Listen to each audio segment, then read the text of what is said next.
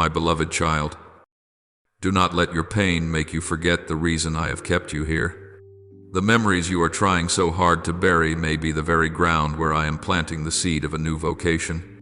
I did not take away the one you love in order to leave you empty, but so that your hands might be free to take hold of the sacred inheritance I am now giving you. Long ago, after the prophet Elijah was taken up to heaven in a whirlwind, Elisha, his faithful disciple, collapsed under the weight of his grief. He tore his garments and sobbed because he had lost his master, his spiritual father. Yet in that very moment of shattering, Elisha saw the cloak of Elijah falling from him. It was not just a keepsake, but a sign of mission. I was entrusting to him the power and responsibility to carry on the journey. From that moment, he no longer lived for his pain, but to complete the part that remained in my plan. In the same way, every time someone you love is taken from you, it may not be an ending, but the beginning of the stretch of road I desire you to walk. My child, there are sorrows so deep they make you feel as though you want to let go of everything.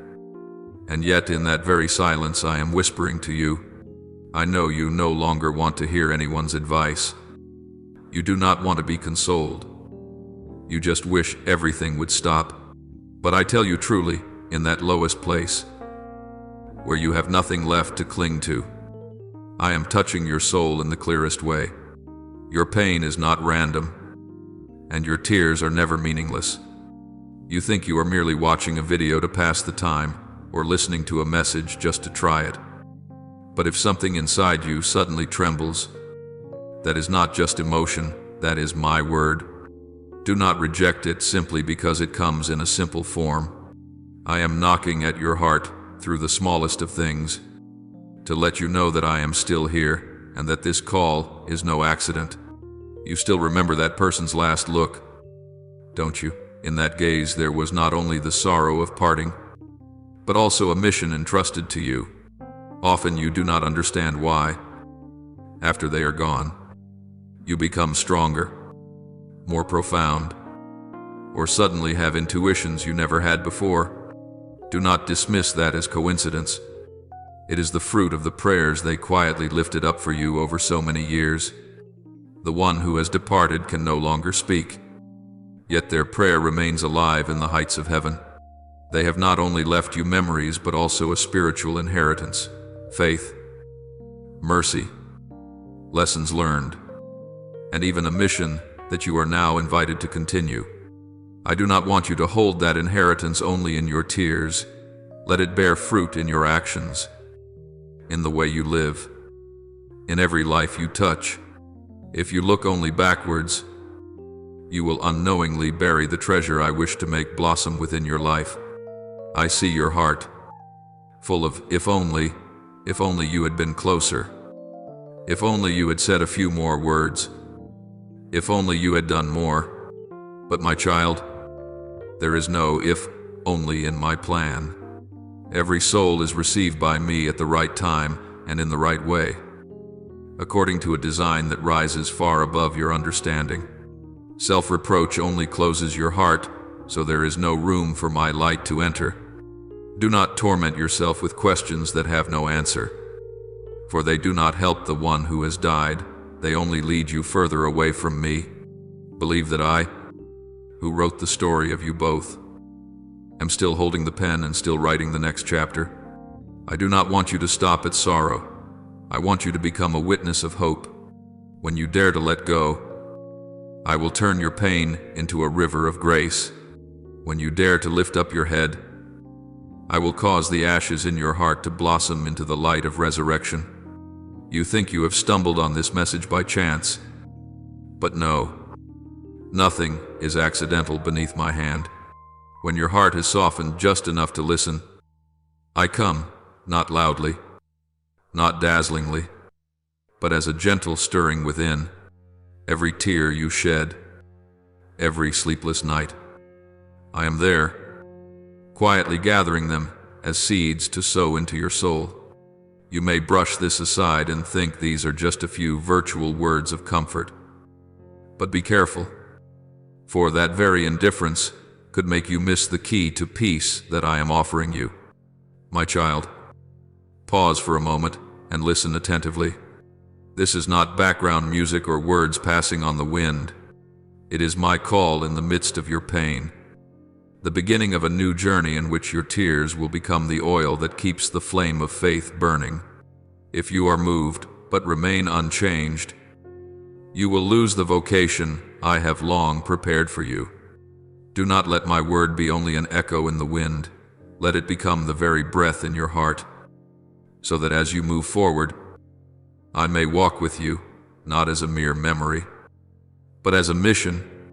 My child, there are calls that do not resound in sound, but in the emptiness within you. When you feel that no one understands you anymore, that there is nothing left to hold on to, when your tears fall and you no longer even have the strength to pray, that is precisely when I am whispering very near. I know you have often asked, "Where are you, God, when I am suffering like this?" And my answer has always been there, in every fragile breath, in the silence after each sob. You do not recognize it because you only look for me in dazzling miracles and fail to see me in quiet tenderness. Yet in those moments that seem so meaningless, I have laid my hand upon your soul, not to condemn, but to console and awaken you. I remember the story of Samuel when he was a child. In the middle of the night, he heard a voice calling him 3 times and thought it was the priest, Eli.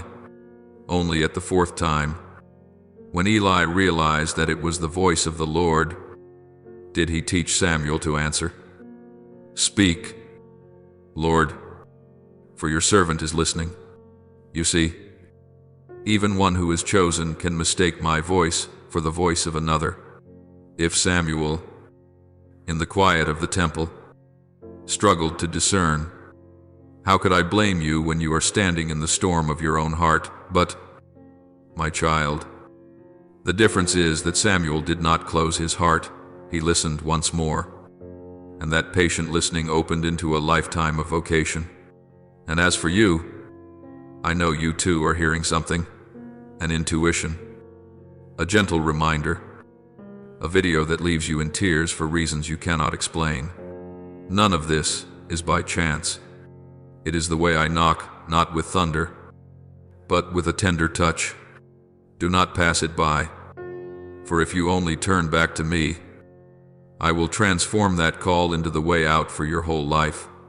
People are afraid of pain, and rightly so, because pain makes them vulnerable.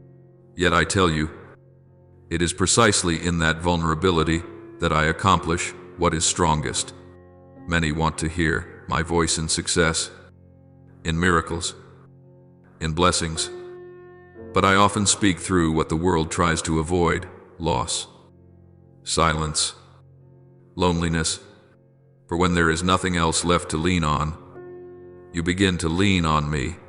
When everything has been stripped away, you finally see who is truly standing beside you. And I have always been there, without leaving you for even half a step. Sometimes I do not remove your pain immediately, because I use it as a lantern to lead you out of the darkness of your own self, like a torch that burns bright only by being consumed. Your soul shines when you allow me to touch its deepest wound. That is not punishment, but a quiet rebirth, and I patiently wait for you to see it. I have seen many hearts hear my call and then turn away. They are moved for a moment, only to forget as soon as the morning comes.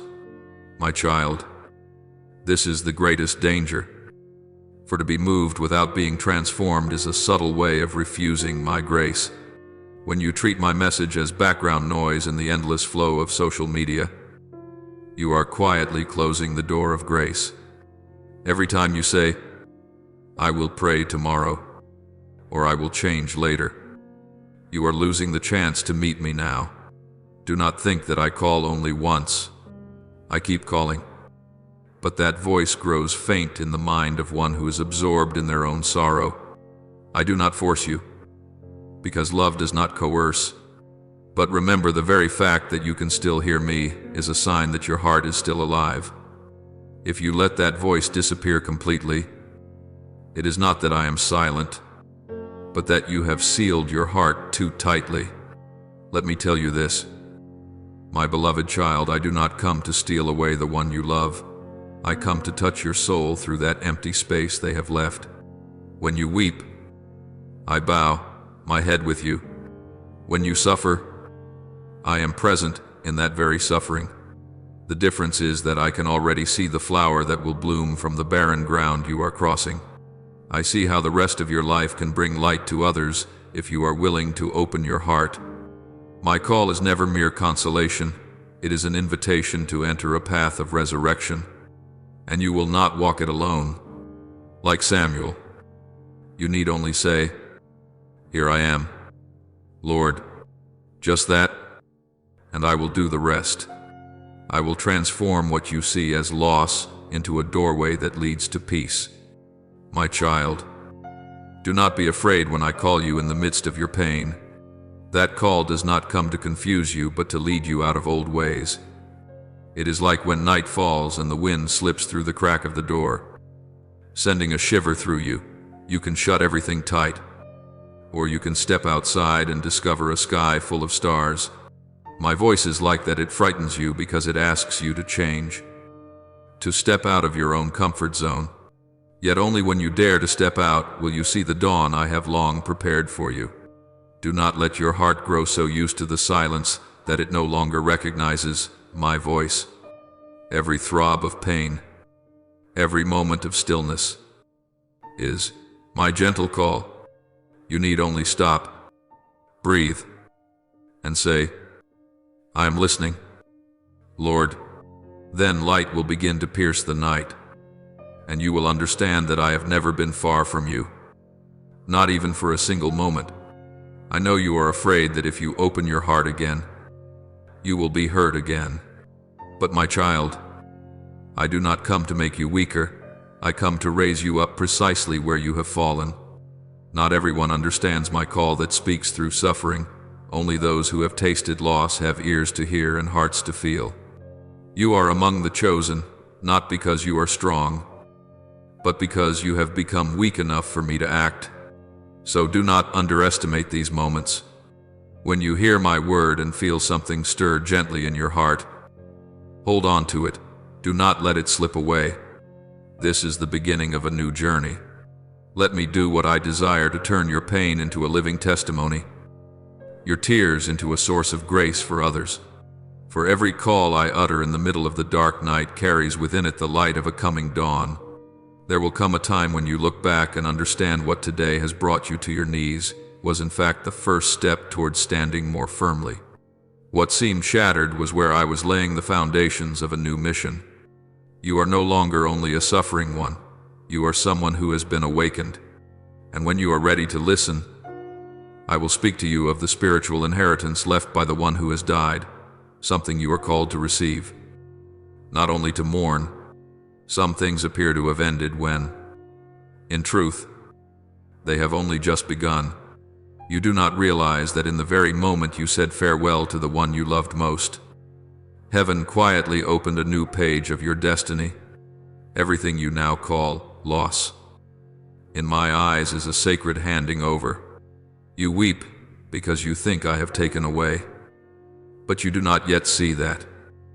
In that very moment, I was giving back. Your hands feel empty.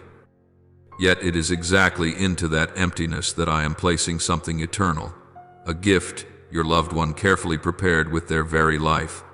Do you remember the story of Elijah and Elisha?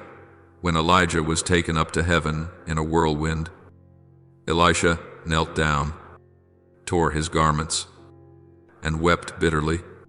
It seemed as though everything had vanished. But then he saw the cloak falling to the ground. It was not just an inanimate piece of cloth, but a sign of power and of a mission being handed on.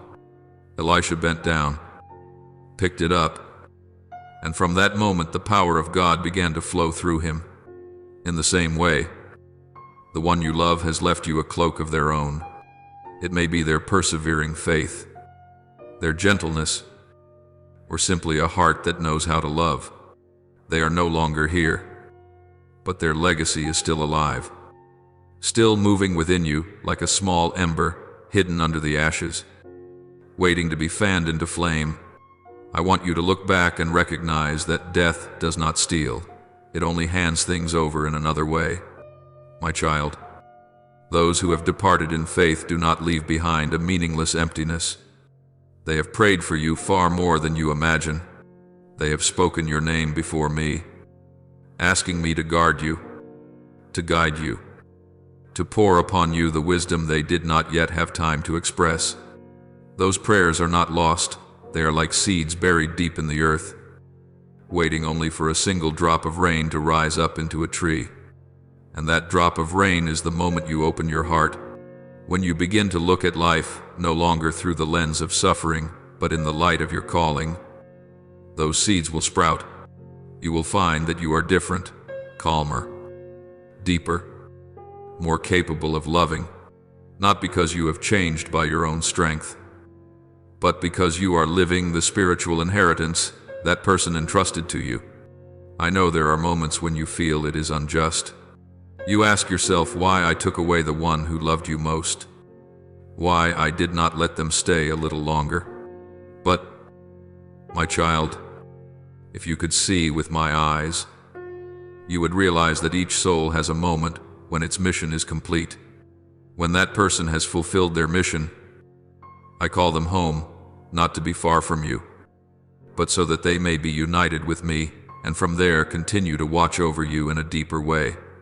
You think you have lost them, but in truth they have been enlarged so that they can be present everywhere in the passing breeze, in the morning sunlight, in that peace which you do not understand where it comes from. I do not strip you of your consolations. I only transform them into something more spiritual, no longer a hand that touches you, but a soul that upholds you. No longer words whispered in your ear, but my own breath within you every time you remember them, with love more than with sadness. Do not let memory become a prison. My beloved, let it become an altar. There, you do not only sit and weep, but kneel and offer everything up as a sacrifice. For every memory that is steeped in faith becomes a new source of strength. When you remember them, do not ask, why did they have to go? Instead ask, what am I to do with what they have left me? That person may have taught you patience, may have forgiven even when deeply wounded, may have continued to believe when there seemed to be nothing left to believe in. None of that has been lost. It is alive within you, waiting for you to stir it up and let it bear fruit.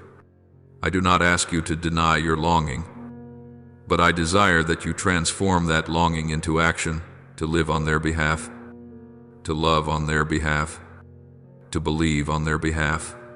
For that is the real way to keep them with you, not in tears, but in the light.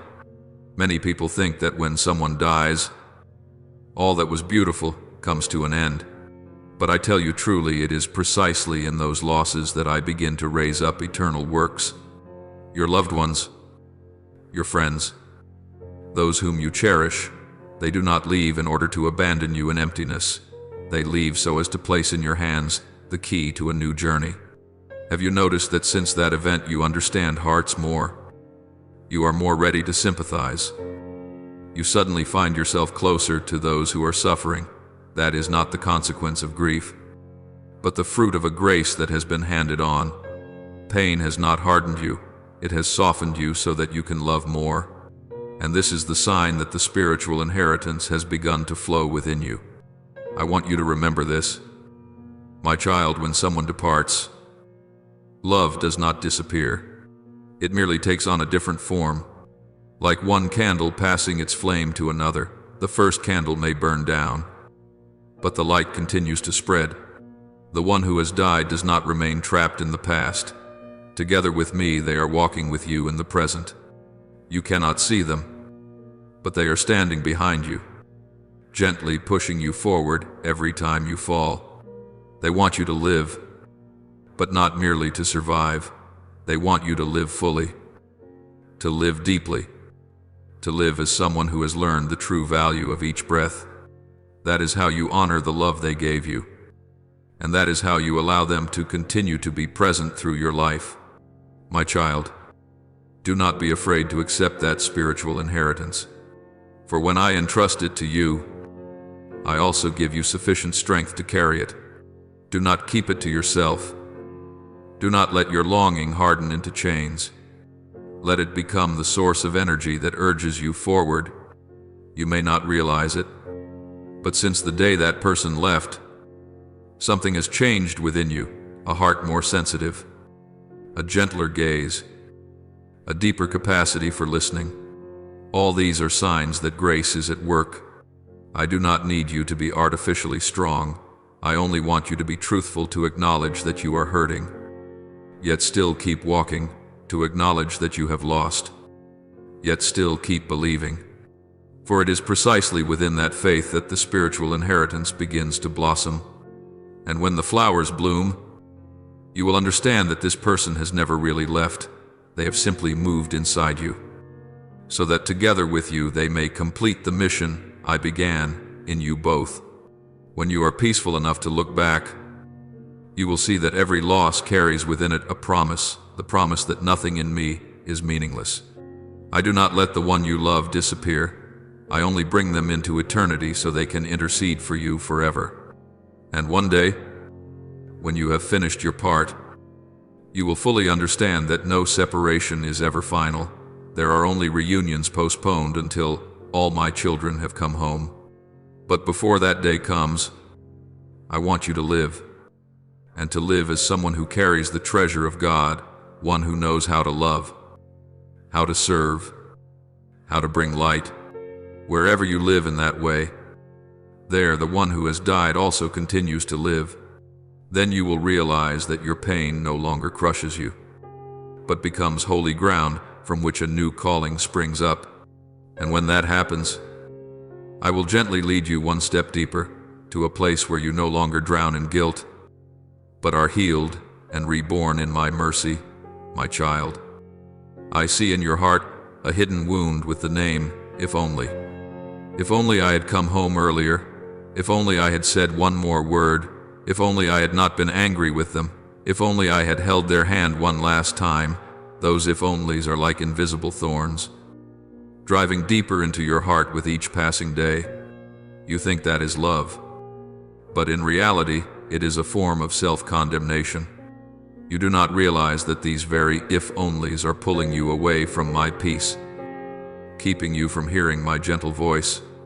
My child, I have never demanded that you be perfect in love. I only desire that you be sincere. Everything you have done, however clumsy, however incomplete, I have seen, and I do not use your shortcomings to condemn you, but I use your heart to heal you. Long ago, when Jesus appeared after the resurrection, the disciples trembled, ashamed because they had abandoned him in his passion. But he did not come to reproach them. He said only, "Peace be with you." Then he turned to Peter, the one who had denied him 3 times, and asked only one question, "Do you love me?" There was no rebuke, no sentence of condemnation. It was simply an invitation to return to the first love. You see, Peter also had his own if-onlys, but when he dared to face a love greater than his sin, he was set free. And so it is with you. If you dare to let go of those haunting if-onlys, you will experience a love stronger than everything you have lost. That love does not erase the past. It transforms it into a wound anointed with oil, so that from it you may grow in compassion for the suffering of others as never before. I know there are nights when you lie still in the dark, your heart heavy as stone. You hear a voice in your mind saying, "You could have saved them. You should not have said that. You could have done things differently." And you think that is the voice of conscience. But, my child, it is not. It is the voice of the liar, the one who constantly seeks to draw you away from me by dressing despair in the garment of remorse. I do not want you to forget the one who has died, but neither do I want you to die inwardly with them. Pain is not a place to live. It is only a place you pass through. Guilt keeps you standing still on the road, while I am waiting for you to move forward. You think you deserve punishment, but I say to you, no. You deserve to be embraced, for you are not suffering because of evil, but because of love, and true love is never a sin. You must understand that the departure of a soul is not in your hands. I am the one who holds time, and each human life is a chapter in a mysterious book that only I can read in full. You cannot keep someone on earth by your worries or your regrets. There are things beyond human strength, and I do not make a single mistake in the story I am writing with your life. Therefore, when you say, "It's my fault," I want you to remember that I am still holding the pen, and that this is not the last page. I am still writing, with your very tears and your faith. If you cling forever to that old sheet of paper, afraid to go on, afraid of making more mistakes, the story will never be complete. Let me write with you. I will turn the part you think is failure into the most beautiful chapter, the chapter that speaks of mercy. My child, guilt is a golden chain. It seems noble because it is linked to love, but in reality it locks you in a dark room of imaginary sin. You must learn to distinguish between healthy sorrow and self-condemning guilt. Sorrow is when you weep, yet still believe that I am healing you. Guilt is when you no longer believe that I am merciful enough to forgive you. When you hold on to, if only in your heart, you are saying to me, "Lord, that death fell outside of your plan." But no, not a single soul leaves this world without my knowledge. Not a single second passes outside of my hand. So when you say, "If only," you unwittingly forget that I remain the God of perfect timing. I want you to understand that the fact you did not say everything, did not do everything, does not mean that you have failed. For at times I leave things unfinished in order to awaken in you a deeper desire to love. If everything were perfect, you would never learn what mercy truly is. But precisely in your clumsiness, in your mistakes, in your weakness, you discover how greatly you need me. I do not come to erase your past. I come to sanctify it. Every fault, every regret, every tear, when placed in my hands, becomes a precious jewel. Do not push them away.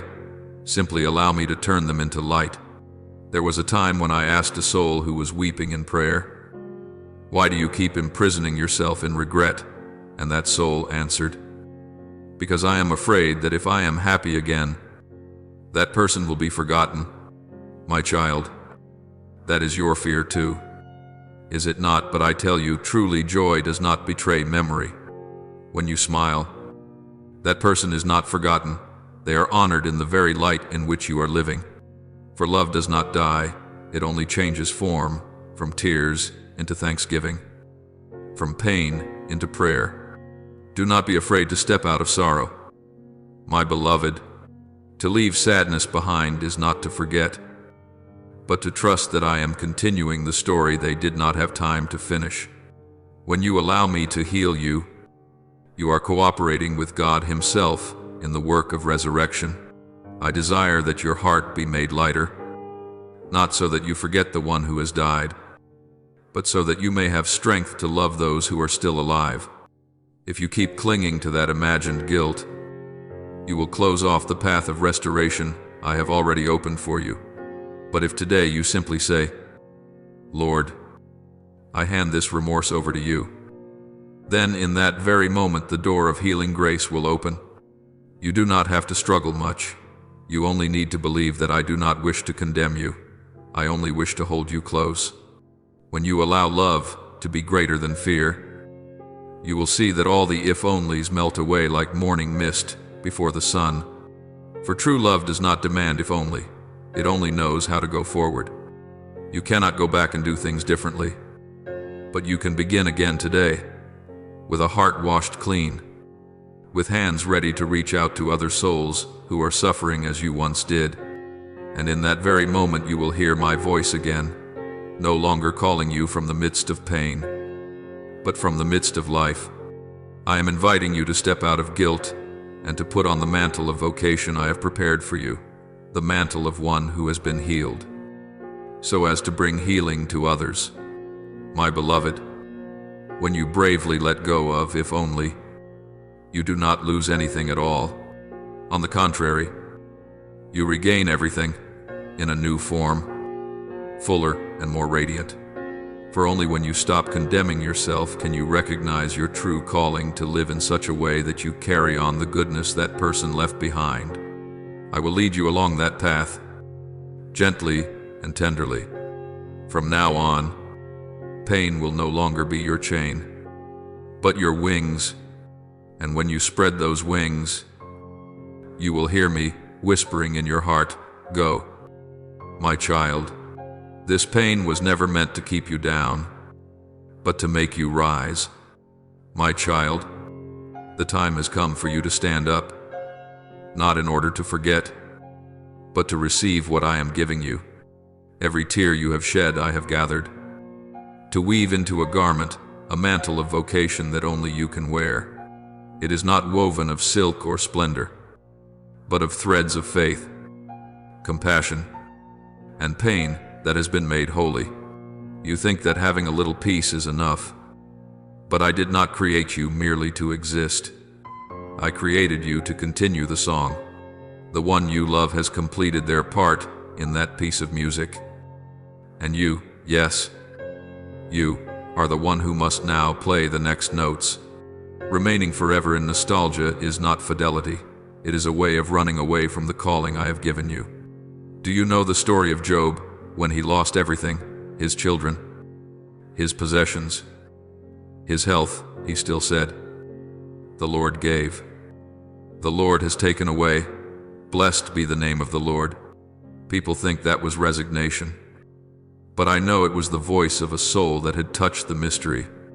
Job did not deny his suffering, but he allowed me to go on writing the story of his life with what he believed he had lost.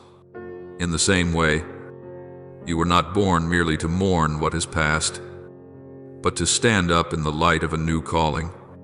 When you suffer, I do not only console you, I awaken something deep within you, compassion, courage, a stronger faith than before.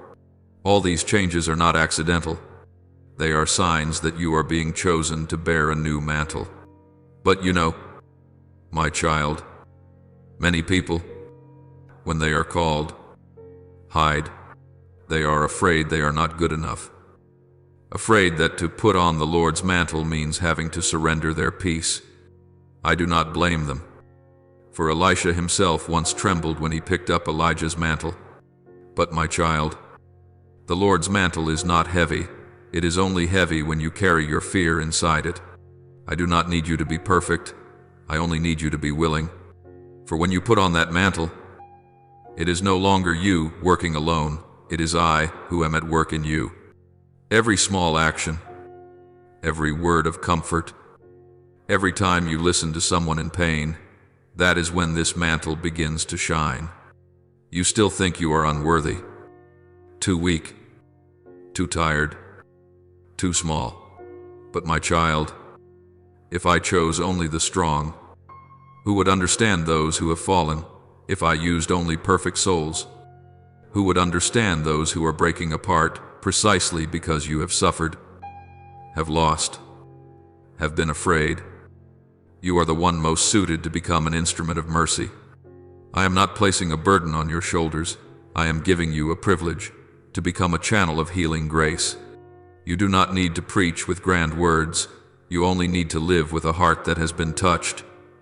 When you go out and stand before souls who are lost, they will notice something different in your eyes, a gentle light, yet one that has the power to save. And that is the light of the mantle of vocation you are wearing. I know there will be times when you are tired, when you doubt, when you want to lay this mantle down. You will say, "Lord, I am not strong enough. But remember, this mantle was not woven to be an ornament, it was woven to protect and to warm you. When you tremble, it will cover you. When you lose your way, it will remind you to whom you belong. I have woven it out of your own love and tears, so it fits your heart exactly. No one else can wear it in your place.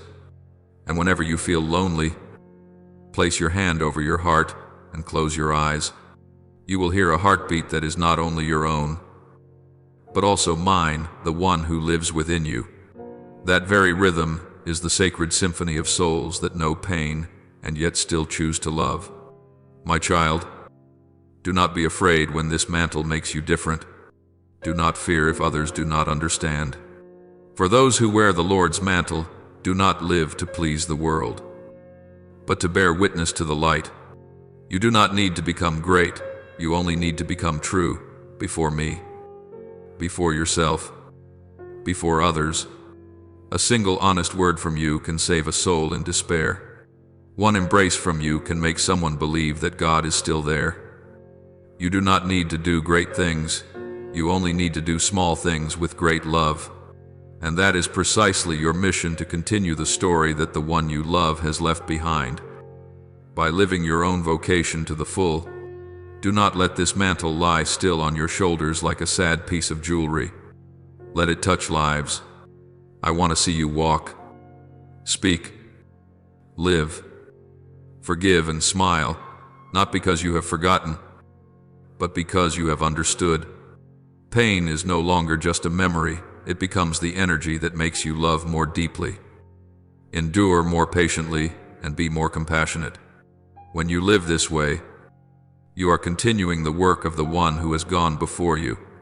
And I tell you this, if you run away, that mantle will become a selfish hiding place.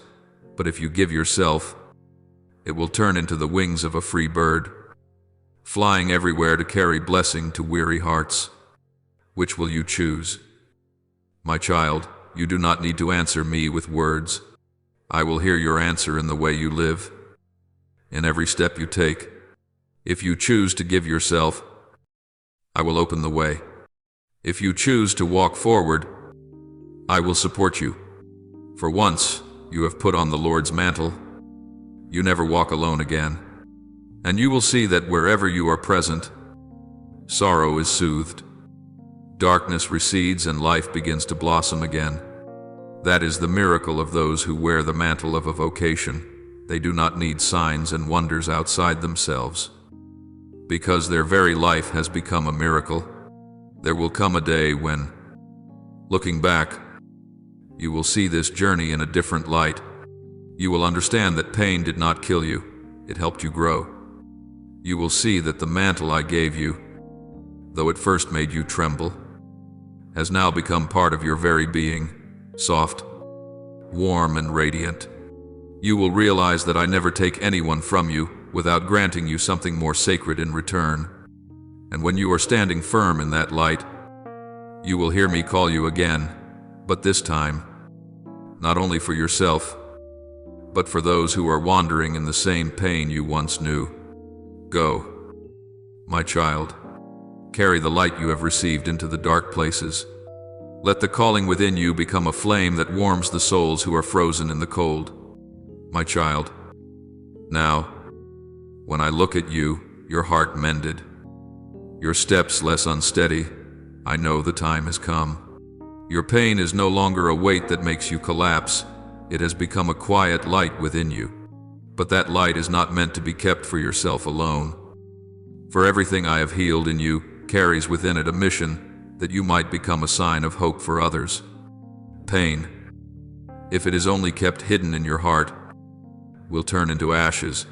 But when you bring it out and share it, it becomes a fire that warms. Remember, you were not saved to sit still. You were saved so that you might stretch out your hand to save others. Long ago, I met a woman at a well. She came at noon, quietly, carrying a past filled with shame and loneliness. But after I spoke to her about the love of God, she did not keep that gift for herself. She hurriedly left her water jar behind, ran back to the village and said to everyone, "Come and see a man who has told me everything about myself." Do you see? After just one encounter and one healed heart, an entire village was awakened. That is the power of someone who has suffered and yet dares to share. It is the same with you. Your pain is not a shameful wound, but a living testimony that the grace of resurrection is real. When you tell the story of your journey, you are not exposing your wounds. You are opening a pathway for those who are still trapped in the dark. I do not need you to speak grand things. I only want you to speak from the truth of your heart. A timely word of comfort, a look filled with understanding, an embrace without judgment. Sometimes these small things are exactly the language of God. You will be amazed to see how what seems insignificant in your eyes can save a soul from despair. For pain that has been sanctified is no longer just a memory, it becomes a stream of grace. You only need to be faithful and let it flow through you. Do not be afraid of being wounded again. I, myself, will be your wall of protection.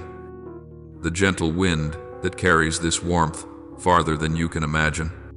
You may ask, "Lord, I am just an ordinary person.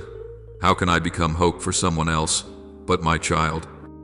I do not need the great. I need those who have been touched. Only those who have walked through darkness truly know the value of light. When you meet someone suffering as you once suffered, you will not speak empty words. You will be silent and listen. And it is that very silence, filled with compassion, that will heal them. In that moment, you become a wordless light, a kind of light found only in hearts that have been broken and yet still choose to love. You cannot know how many people are watching you. Some never say a word, but they observe, they listen. They seek in you some proof that God is still real. When they see you live, still believe, still remain gentle despite having been hurt, they will begin to trust that they too can be healed. Like a river, you cannot keep the water for yourself. Water remains clear and refreshing only when it flows. So do not keep your pain as a keepsake. Let it become a flowing stream that waters the dry ground. I healed you not so that you would close your door, but so that you would open it and let other souls step into the light. I now see within you a strange kind of strength, not the strength of one who has never fallen, but of one who has fallen and still risen again. This world does not need more flawless people. It needs witnesses of mercy. As you go as someone who understands that everything you have, your faith, your peace, even your wounds, is grace, and grace must be shared. You do not realize that sometimes just one story from your lips about how I drew you up from the depths can save someone from the thought of ending their life. That is the power of living testimony. It needs no stage, no crowd. It only needs one true heart speaking to another true heart. My child, look around you. This world is full of people who are hurting and do not know they are loved. They carry wounds much like yours once were, but they have not yet met me. And you are the bridge, not to preach, but to live out the tenderness I have poured into you. A prayer you whisper for them, a small act that no one notices. That is when you are spreading the grace of healing. Do not think that your vocation is confined to church walls or rituals. True vocation is lived in the smallest moments, when you forgive, when you choose love instead of hatred, when you smile even while an ache still lingers in your heart. It is these very things that glorify me. And remember, this pain is truly redeemed only when it becomes a source of life for others. I did not allow you to go through all your losses just to have you live quietly among your memories. I want you to turn all of it into seed. When you tell your story, when you help someone else believe they can rise again, then your pain has reached its fullness. For salvation never stops with one person, it always spreads, like a flame. You cannot keep it for yourself. The more you share it, the brighter its light becomes. Let me fan that flame within you, so that from now on you may be a bearer of hope, not by your own strength, but by the wounds I have touched. My beloved, this journey does not end with you being comforted, it ends with you being sent. When you go forth, I will go with you. When you speak, I will speak through you. And when you are silent, it is I who will be present in that silence. Do not fear doing too little. Do not fear being misunderstood. I do not need you to be perfect. I only need you to be faithful. If you just keep walking, you will discover that every time you offer hope, you receive a little piece of heaven in return. And in this way, you are no longer merely someone who survived loss, but one who is sent to sow new life.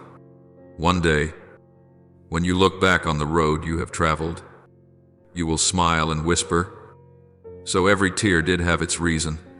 You will see clearly that every pain, every long night, every silent plea was used by me to write a new story, the story of resurrection grace woven into ordinary life. And when you tell that story to the world, I will be right there in every word, every glance, every heartbeat, so that people looking at you may know that God is still alive, still healing, still loving. Go now, my child, for your pain has become a lamp for others. Do not be afraid, for with every step you take, I will cause the earth beneath you to bloom. When you allow your pain to be sanctified, it is no longer a wound, but a testimony of grace. When you let the Lord use your life to touch others, you no longer live for yourself, but in the unending flow of God's love. And that, my child, is the true purpose of your life, to turn every loss into hope, to let every tear become a seed of vocation, and so that through you this world may once again believe that I am still here. My beloved, I see deep within you a very real longing. You do not want to drift through your days. You want each day to have meaning. You want your soul to be renewed. You want to become someone different from who you were yesterday. That desire did not appear on its own. It is a sign that I am still quietly touching you. I see those moments when you ask yourself, do I still have a chance to change? Can my life ever become brighter? And those very questions are already the first steps of a new journey. But my child, if this longing remains only in your thoughts and never becomes action, it will slowly turn into regret. Yet if you dare to move, even by a single small step, I will use it as the first seed of a great harvest in your life. Do not let the looks of others, their words, or the invisible judgments of this world chain your steps any longer. I know you have been hurt before when you tried to change and were not understood. There were times you chose silence, chose to stand aside to feel safe. But my child, when you let human opinion grow louder than my call, you will live forever in a glass cage, able to see freedom, yet never touching it. Inside you, a real battle is taking place between the weariness that wants to give up and the urge to begin again, between the voice that says, just give up on life, and the gentle whisper that says, you can be different. I am not standing outside that battle. I am at its very center. Beside you, I do not promise to erase every difficulty in a day, but I do promise that if you dare to rise and step into this inner battlefield with me, the final victory will not belong to the darkness. Do not think your only battle is with other people. The real battle is with cowardice, procrastination, and the old way of living that clings tightly to your soul. Every time you say, I'll start tomorrow, I probably can't do it, you are taking off your armor and surrendering yourself to the attack of discouragement. I am not asking you to become strong all at once. I only ask that you do not surrender before you begin. You may be weak. You may tremble. You may walk forward while still afraid. That does not disappoint me. I am only saddened when you choose to lie still and convince yourself that your life can never be better. that your fate can only be this much. For in doing so, you lock your heart against the gifts I still wish to give you, and you not only lose your future, you also bury the graces that have been watered by the tears and prayers of many who love you. I hear very clearly the words you whisper to me, Lord. Great things are only for the young, the talented, those who have everything they need, not for someone like me. And every time you do this, you use your age, your circumstances, your old wounds and past failures as a shield to protect your fear. You tell me that it is too late to begin again, that the fire of your dreams has gone out, that your heart has no more room for any new plan of mine. Do you know how much those words pain me, not because you offend me, but because you are looking at yourself with eyes more cruel than any enemy of yours? You forget that I am the one who called Abraham when he was already old, who used Moses when he thought himself incapable, who relied on Anna in the temple when she had spent almost her whole life in hiddenness. In my eyes, no age is too late. No season of life is wasted. No heart is useless, as long as it still knows how to long and is willing to let me touch it once more.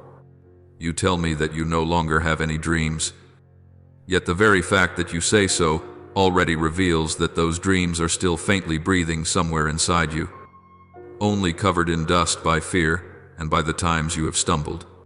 You are afraid to hope again and be hurt again, so you choose the safety of numbness. You hide behind the words, "Surely God reserves that grace for someone else, not for me," so that you will not have to step out, will not have to change, will not have to let go of what has become so familiar, even though it is wearing you down day by day. But my child, to refuse a calling by belittling yourself is not humility. It is a subtle way of resisting my will. When you keep insisting, "I am not worthy, I cannot, I am not suited," you are indirectly saying that I have chosen the wrong person, that I do not know what I am doing, and that, far more than your weakness, is what truly pierces my heart. I do not need you to be a hero. I need you to be someone who dares to let me act. I will do things that go beyond your imagination, not necessarily matters that make the whole world take notice, but quiet miracles that change the destiny of souls. The miracle will first take place in your own heart. Places that once hardened because of disappointment will soften. Areas that were once dark with bitterness will begin to shine with light. The deepest corners you never dared to open because you were afraid to face them will gradually be touched and healed by me. Then from there, I will allow others to see that transformation in you. They will ask themselves, "How can someone who fell so hard now stand so firm? How can one who once wanted to give up now speak about hope?" And the only answer will be, because I was there, renewing all things within you. You do not realize it, but when I make your life new, I am also mending the hope of those around you. There will be people who quietly watch you, family members, friends, those who once saw you fall into the depths, and when they see you slowly rise again, they will believe that they too can be lifted up. Many of them do not dare to come to me directly, for fear of being judged, for fear of being unworthy, for fear that I am too distant. So I will allow them to come to you first. They will share with you secrets they have never dared to tell anyone. They will open up fears they have been hiding for so long, not because you are better, but because in you they can feel a very real peace, the peace of one who has been shattered but not abandoned. Then you will understand why I have been so patient with you, why I did not let you disappear into your pain, why I did not leave you to be devoured by despair. Every tear you have shed, every night when you felt you could hardly breathe, I was there, quietly accumulating all of it into a spiritual treasure that you can now spend on others. You will no longer speak to them with empty cliches, because you know very well what it feels like to be strangled by emptiness. You will not tell them to try harder in a cheap way, because you remember there were times when you yourself no longer wanted to try. You will simply be present. Listen. Hold them at the right moment. Speak a few very simple words that rise from the deepest place in your heart, and there, I will work more powerfully than through any platform or sermon. I know you are afraid that you will not know what to say, will not know what to do when people pour out their hearts to you. You fear you will wound them further, that you are not wise enough, not holy enough, not experienced enough. But my child, in those moments you do not need to perform. You do not need to have ready-made, perfect answers. What I desire is that your heart be open for me to use. When you place their stories in my hands, I myself will place words on your lips. Sometimes I will not need you to say much at all.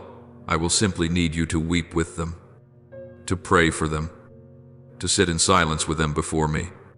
That very presence, woven from the pain you have already passed through and the faith that is growing within you, will become a channel of grace for them.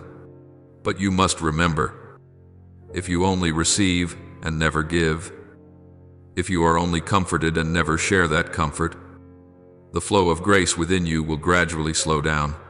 I did not give you a healed heart so that it could become idle. I healed it so that it might become a refuge for many other hearts. If you keep everything I do only for yourself, if you care only about preserving your own peace and refuse to touch anyone else's wounds, that peace will soon turn hollow. You will find yourself living for a long time in a bland kind of safety, where you no longer hurt intensely, but also no longer burn, no longer feel zeal, no longer are moved by the suffering of others. That is not my peace. It is a sweet paralysis that darkness loves to use to lull to sleep those who have once been touched but refuse to go any further. I invite you to step out of that safe zone, not to throw you into a storm, but so that what I have done in you will not wither. I want you to become living proof that pain is not a full stop, that loss does not mean permanent ruin, that no matter how dark the past has been, it cannot prevent me from writing new and spotless pages. You will be the answer for those who ask, is it still worth believing? Is it still worth getting up again? Every step you take, every good choice you make, every time you say yes to love, even while you are still afraid, will become a message more powerful than any sermon, that God does not abandon anyone who dares to let Him touch them. And when you feel weary on that journey, do not forget to return to me.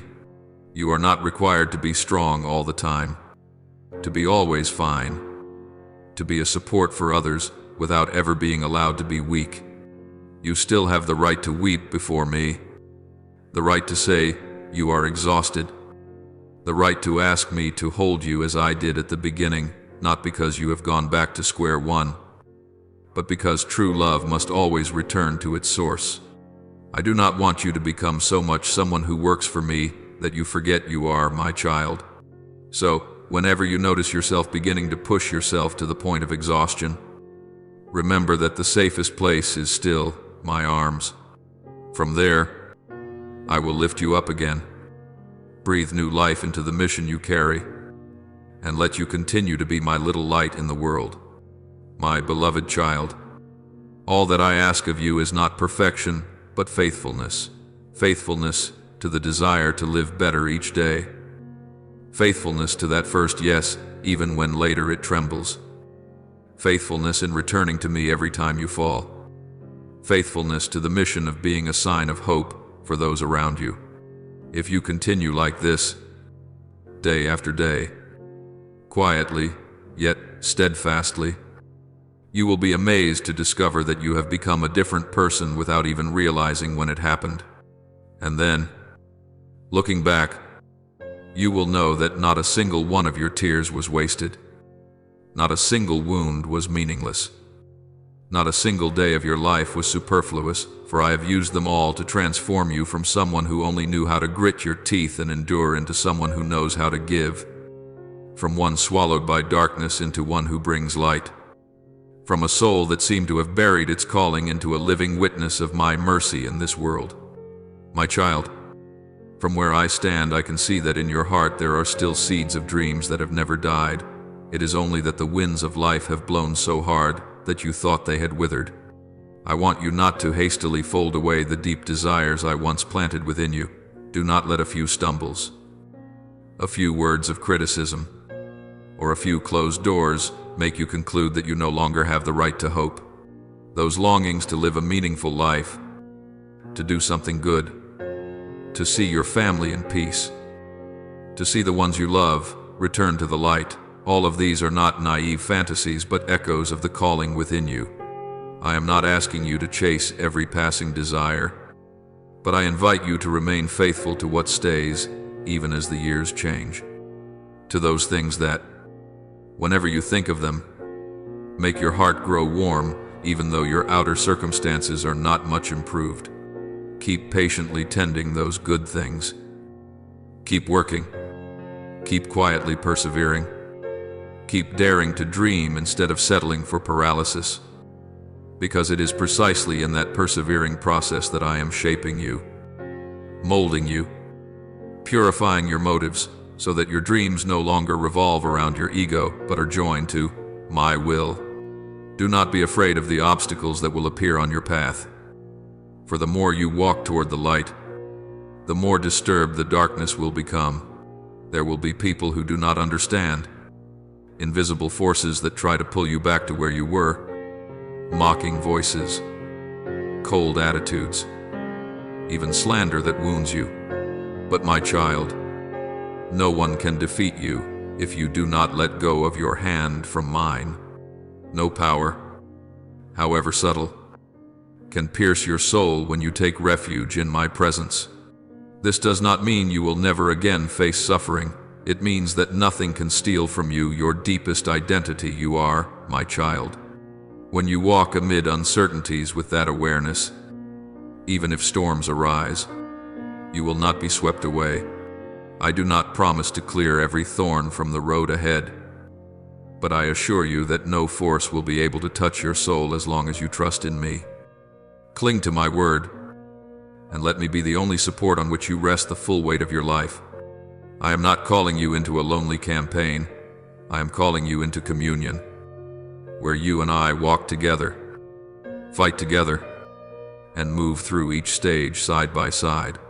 When you allow me to be present in every decision, every plan, every intention, you will discover that your life is lifted into another dimension, not the glitter of the exterior, but the spiritual depth within, wholeness, peace, wisdom, courage, the capacity to endure adversity. These are the fruits of a life closely united to me. This is a level of blessing that the world cannot define, because it is not measured by money or fame, but by the freedom of a heart that knows it is loved unconditionally. The more closely you walk with me, the more you will experience what you never expected, doors suddenly opening, relationships being healed, knots of deadlock gradually being loosened, things that once seemed impossible slowly becoming possible in mysterious ways. Do not think that my words are mere consolation, for I am the one who does what I say. The blessings I prepare for you are not mirages to lure you forward and then abandon you in the desert.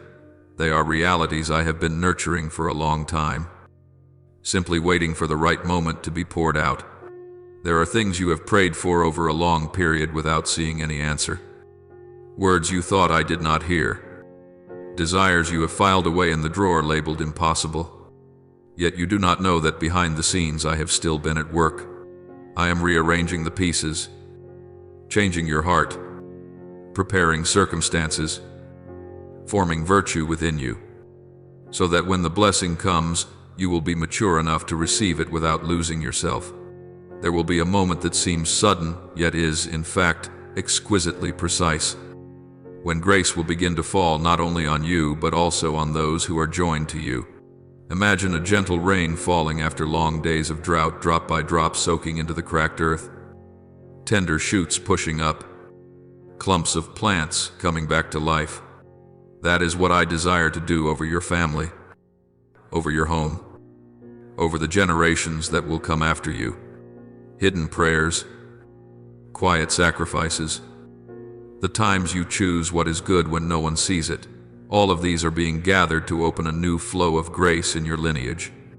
You may not yet see the full result today, but I have already begun a new season of rain of reconciliation, rain of forgiveness among those in your household, rain of return for those who have wandered far, rain of protection against visible and invisible dangers.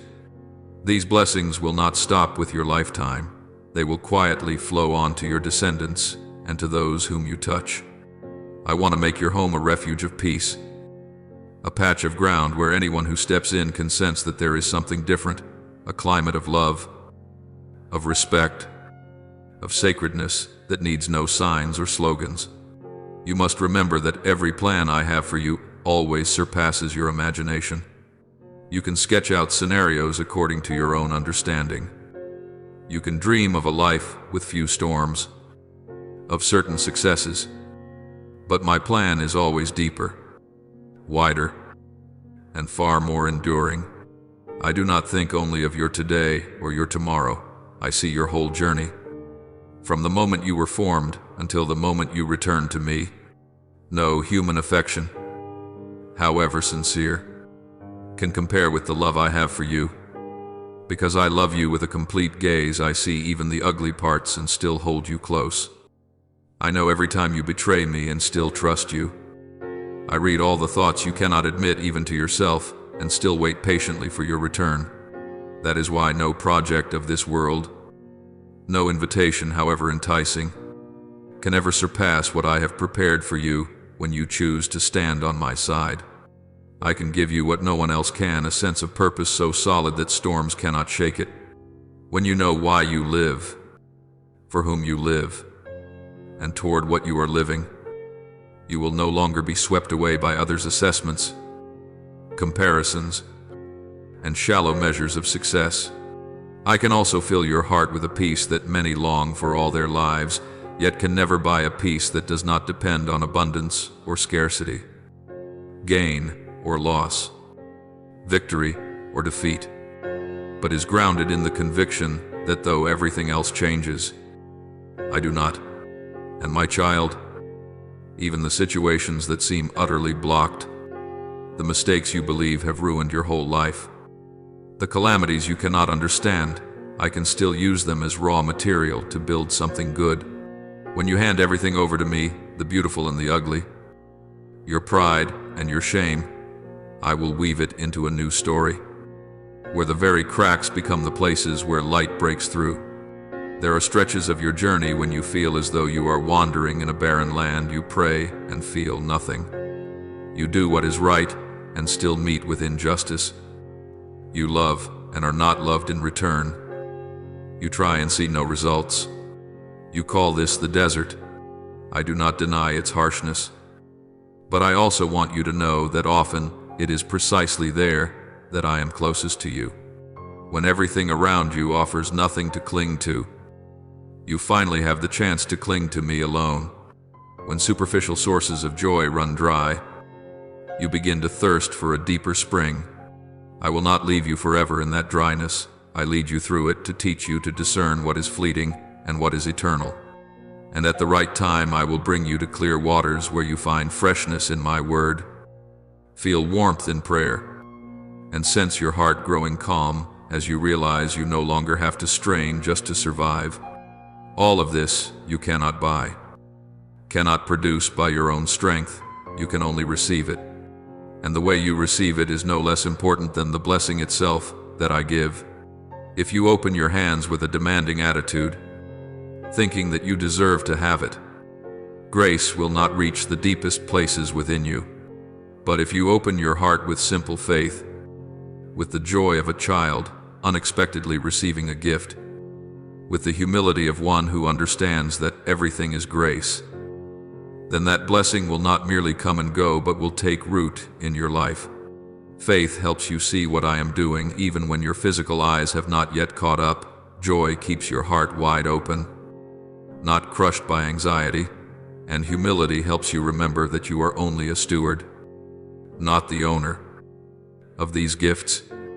Therefore today, in this very moment, I gently yet firmly invite you to turn the page and step into something new, to remain faithful to the dreams I have kindled, to keep walking even when the road ahead is still hazy, to keep fighting with prayer, with daily choices for what is good, with an attitude of trust even when you feel nothing. Believe that I am walking with you more than you think, protecting you more deeply than you sense, preparing for you things that surpass all you ask or imagine.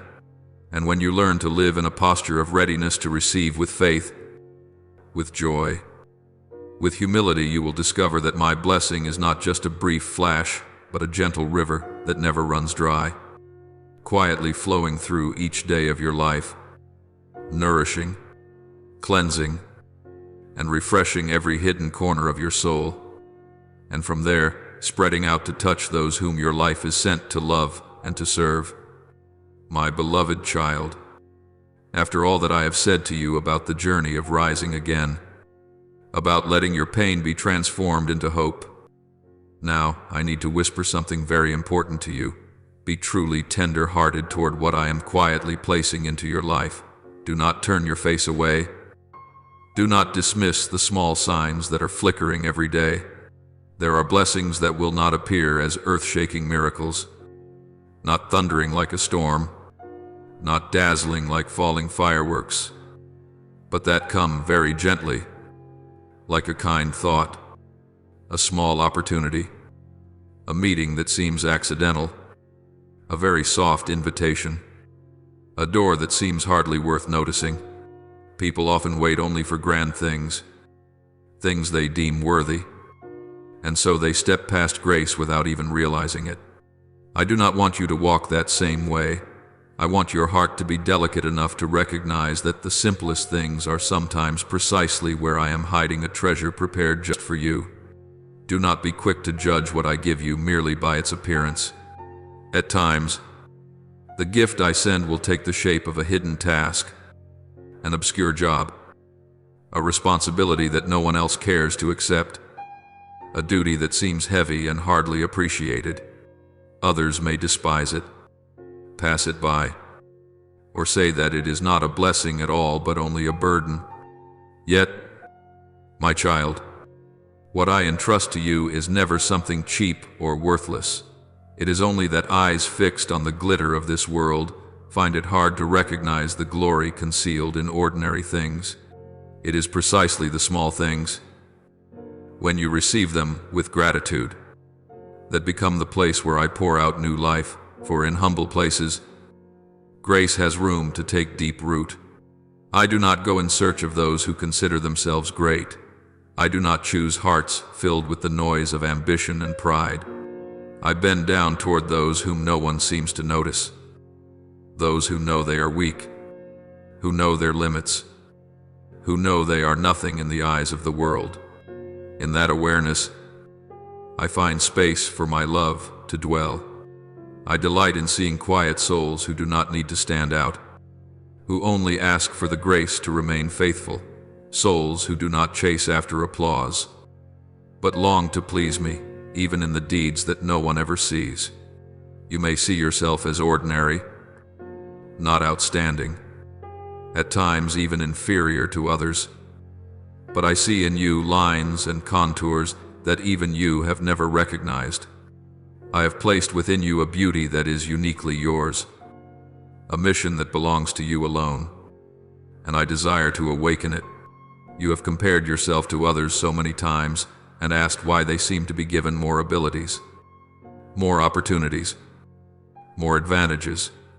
You have quietly put yourself into the category of the small, the faded, the insignificant.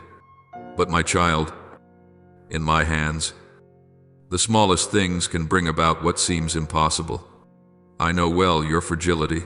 I see the cracks, the weaknesses, the hidden corners you are afraid to face. Yet it is precisely there that I want to use my power to transform, to build, to plant within you a strength that does not belong to this world. I take those who appear weak and make them witnesses to another kind of strength, the strength of those who place their whole trust in me, and not in their achievements or reputation. Do not wait until you feel better, more capable, more complete, before you dare to accept the steps I am inviting you to take. If you wait until you are perfect, you will never begin. For on this earth no one reaches absolute perfection. I do not call those who are already prepared in everything. I call those who are willing to let me lead them. Little by little, I do not hand you a task far beyond your measure all at once. I teach you to grow gradually through each small thing, each simple act of faithfulness. Every time you choose the good in the little choices of your everyday life, you are taking another step along the path I sketched out for you long ago. There will be times when my blessing comes in a form you did not expect. It may appear as a relationship that requires your patience, a difficult person whom I place beside you to train your heart, a trial that demands you to grow, a door that seems closed so that you may learn to rely more deeply. If you insist only on receiving glorious things, you will be resentful when grace arrives in a simple, ordinary wrapping. But if you know how to look beyond the pain, beyond the outer shell, you will see that I am quietly shaping you, molding you in my way, slowly, surely, and with infinite wisdom. Have you ever noticed that the most precious things in life often begin very small? A tiny seed seems to count for nothing. Yet when it is placed in the right soil and tended, it becomes a great tree full of shade. A gentle word, seemingly harmless and insignificant, can rescue a heart on the verge of collapse. A small decision to forgive, to apologize, to return to prayer can redirect an entire life. The blessings I give you are the same. They carry the structure of a seed. They need you to receive them, to cherish them, to cooperate with them if they are to grow and blossom. If you let them fall on the hard ground of doubt, they will never rise. But if you plant them in trust, they will begin to sprout in secret, even before your eyes can see anything. I am searching for hearts that know how to open and dare to say, I believe that you are at work in me, even when I do not yet understand. I do not demand that you grasp every detail of my plans. I simply invite you to believe that I do not work at random. Everything that has happened and is happening in your life, joy or sorrow, loss or restoration, I am weaving together into one great tapestry. From below, you see only tangled threads, tight knots, a disorder that seems to make no sense. But from above, I see the finished image that I am patiently weaving each day from your very story. The blessings I give you are not scattered fragments, but strokes of color in a painting far larger than your understanding. Learn to listen for my voice in silence, in my word, in the small signs I send you each day. Do not wait for something dramatic before you come to me. Do not run to me only in crisis and then forget me when things are calm for a while. If you treat me only as the last resort for putting out fires, you will find it hard to recognize the subtle blessings I scatter along your way. When you grow accustomed to remaining in my word, to giving me honest spaces of time, your heart will become more sensitive. You will be less impulsive, less quick to judge, less easily dragged about by the noise of the world. And in that simple, uncluttered state, you will begin to notice what you once overlooked, things you thought were nothing worth mentioning. My spirit is always longing for a place to dwell fully, not hurriedly, not as a guest who comes and goes, but as one who remains and renews all things from within. He does not choose hearts that are shut tight, souls obsessed with protecting their own comfort zones, who do not want to be disturbed, touched, or asked to give. The Holy Spirit yearns to be poured out upon a life that knows how to share, that dares to give away part of itself so that others may be less hungry. that dares to stretch out its arms to embrace those who feel lost, that dares to let go of wounded pride in order to preserve unity, that dares to love even when love is not returned.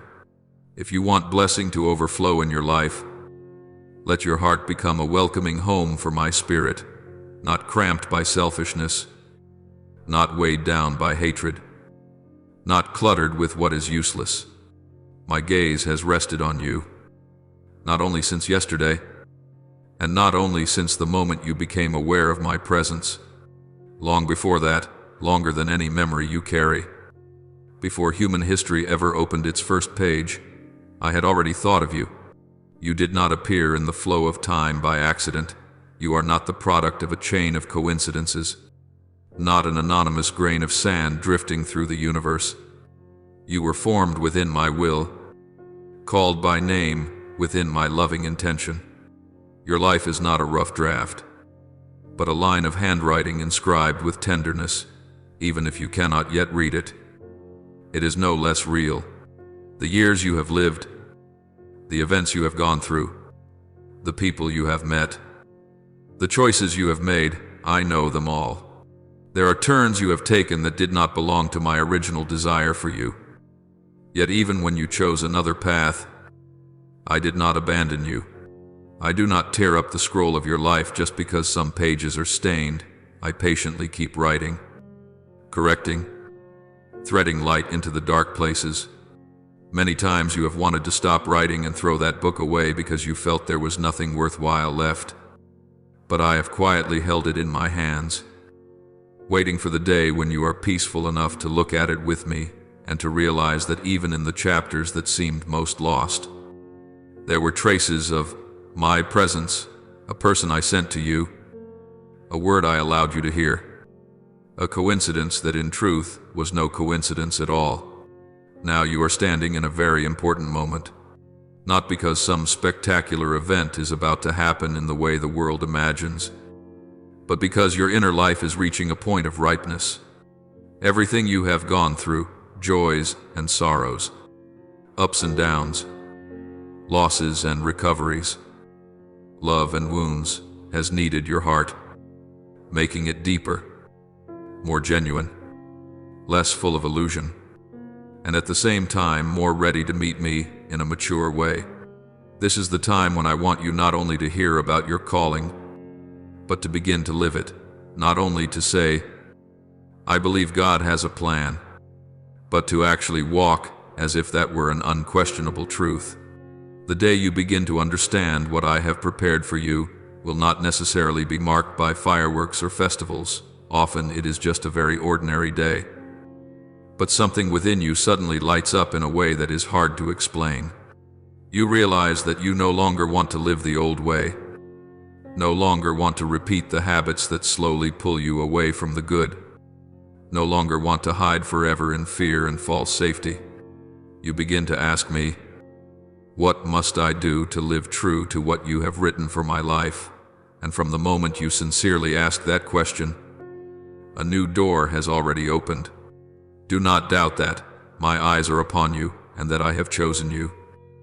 Even if your present circumstances are still tangled, even if you cannot yet see the way clearly, even if outwardly many things remain in disarray, your being chosen does not depend on how ready you are, but on how I love you. I do not regret calling your name. I am not disappointed by your delays. I do not grow weary of waiting for your return. As long as today, amid all the noise, you give me a space in which I can speak to you, in which you can listen and dare to respond. Everything I have quietly prepared through the years will begin to unfold. Not all at once, but enough for you to know that you are no longer walking in the dark, enough for you to recognize that blessing is approaching, and that it began at the very moment you believed, yes, Lord, I am not someone left forgotten at the margins. I am the one you have thought of from all eternity. And now is the time for me to step into that with you, my beloved child. From all that I have been doing within your heart, I do not want it to end as a few touching moments that fade with time. I want it to become the rhythm of your daily life. Do not let me be only a memory of your most painful days. Let me become your constant breath, morning, noon, evening, and night. Each morning when you open your eyes, before you reach for your phone, before you think of work, before you let worries rush in, give me a little space in your mind and heart. Just whisper, Lord, today I come to you, and you have already stepped into the encounter I am always waiting for. I do not ask for complicated rituals. I simply long for you to come to me in the truth of who you are. Each day, bring your plans, your projects, the desires you are nurturing into my presence. Do not come to me only when everything has collapsed. Come also when things are still in their early, fragile beginnings. Tell me what you are thinking, what you want to do, how you are calculating and deciding. Do not be afraid that these things are too small or not spiritual enough to me. Every detail of your life matters. When you place each intention, each choice in my light, you will gradually recognize what aligns with my will and what is driven only by your own ego. I will gently adjust your course, opening and closing doors at the right time, so that you no longer have to stumble around in the fog alone. If you have doubts, things you do not understand, questions you have long been afraid to voice for fear of being judged as weak in faith, bring them all to me. I am not a judge waiting for you to misspeak so that I can condemn you. I am a father who wants to hear you speak honestly, who wants to know where you are confused, where you feel stuck. If something in Scripture, in life, in the events you have lived through, has left you bewildered, tell me directly. You can say, Lord, I do not understand why you allowed that to happen, and I will still receive you. I am not afraid of your questions. I am only saddened when you no longer dare to bring them to me. It is precisely such sincere conversations that make the relationship between us alive, real, and deep. Do not forget to bring your falls, your mistakes, your weaknesses to me each day. You do not need to wait until you are better before you dare to meet me. For without me, you will never truly improve. Name the things you know are not right, the reactions by which you have hurt others, the dark thoughts you try to hide. Do not distort them. Do not cover them up. Do not paint them in softer colors. I do not need a performance from you.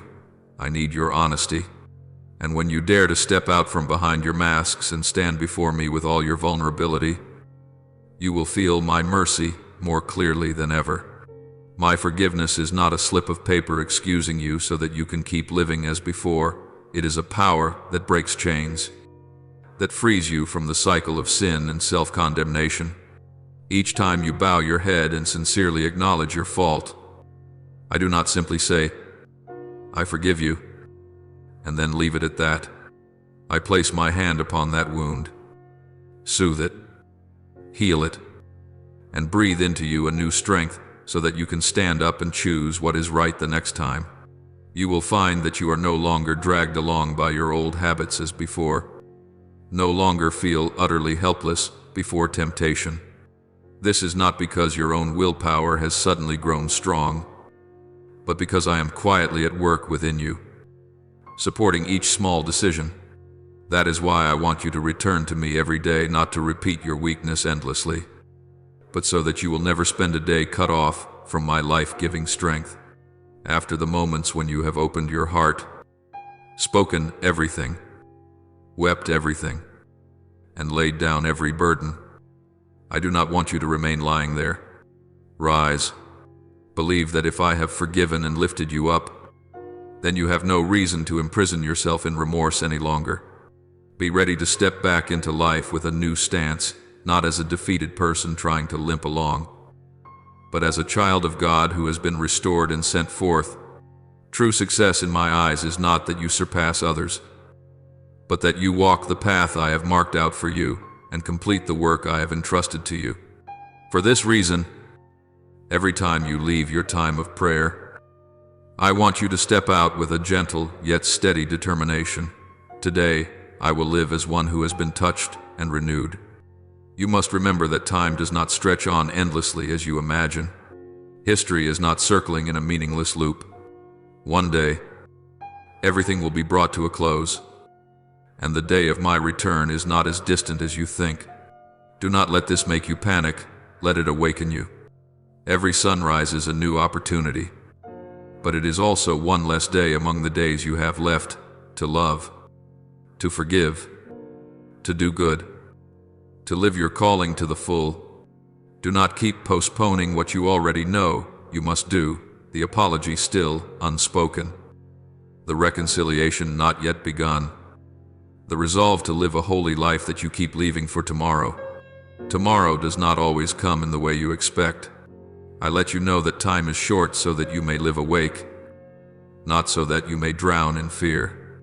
There is still so much I long to accomplish through your life, not only in extraordinary moments, but right in the ordinary tasks, in your family, in the encounters that seem accidental, when you allow me to be at the center of all things. Each ordinary day becomes fertile ground for what is extraordinary. You will see that miracles are not only healings or outward wonders, but deep transformations in your own heart and in the hearts of those you touch. Some miracles are a marriage rescued, a child drawn out of despair, someone who seemed to have lost faith beginning to come home. I desire to use you in these works, not because you are more worthy than others, but because you have walked through pain and you know what it means to be lifted up by me. Take my hand and move forward. Do not go back to living as though you had never met me. There were times when you walked alone in the dark, but now you no longer have to be solitary. When you choose to walk with me, you will discover that stretches of the path that once terrified you now become lighter, not because your circumstances have changed, but because you know you are no longer walking alone. Every decision you make in prayer, every endeavor begun with an act of surrender, will bear my mark. You may not see the results at once, but persevere. A seed sown in my light will never rot. Always remember that behind you, before you, and within your very life, there is always my support. Do not measure your worth by the gaze of others, by outward success, by the numbers you compare with someone else. You are precious, not because of how much you accomplish, but because you belong to me.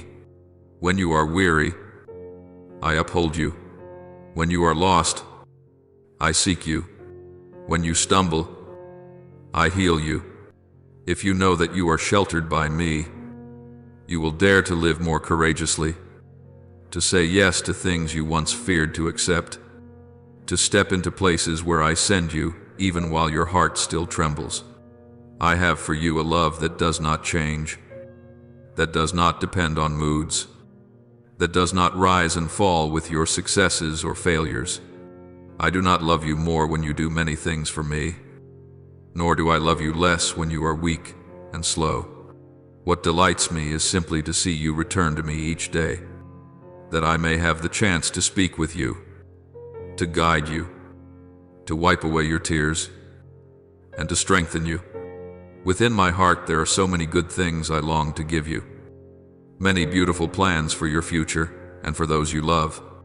I do not keep these hidden like secrets. I want to share them, to confide in you, to let you take part in my plan rather than merely stand outside and watch. You imagine blessing to be something distant, yet, in truth, it is right before your eyes, hidden in the small things that you do not yet recognize. Each day you set aside time for me, each time you choose to forgive, each moment you place the good of another above your ego. You are opening doors that I have already prepared. The reward is not merely material or outward success, but first of all an interior peace, a family gradually being restored, relationships being healed, generations to come, tasting the fruit of your faithfulness. All of this is blessing, is grace, is gift that I have already arranged, simply waiting for you to step into the rhythm of life with me so that you may receive it. In the days ahead, if you continue to cling closely to me, they will no longer be a string of meaningless days, but a journey taken step by step, filled with a deep and quiet joy. That joy does not depend on whether everything goes according to your wishes, but springs from knowing that you are walking in the right direction, that your hand is being held and guided. Your family and those dear to you will gradually sense the change within you, and they will share in that light.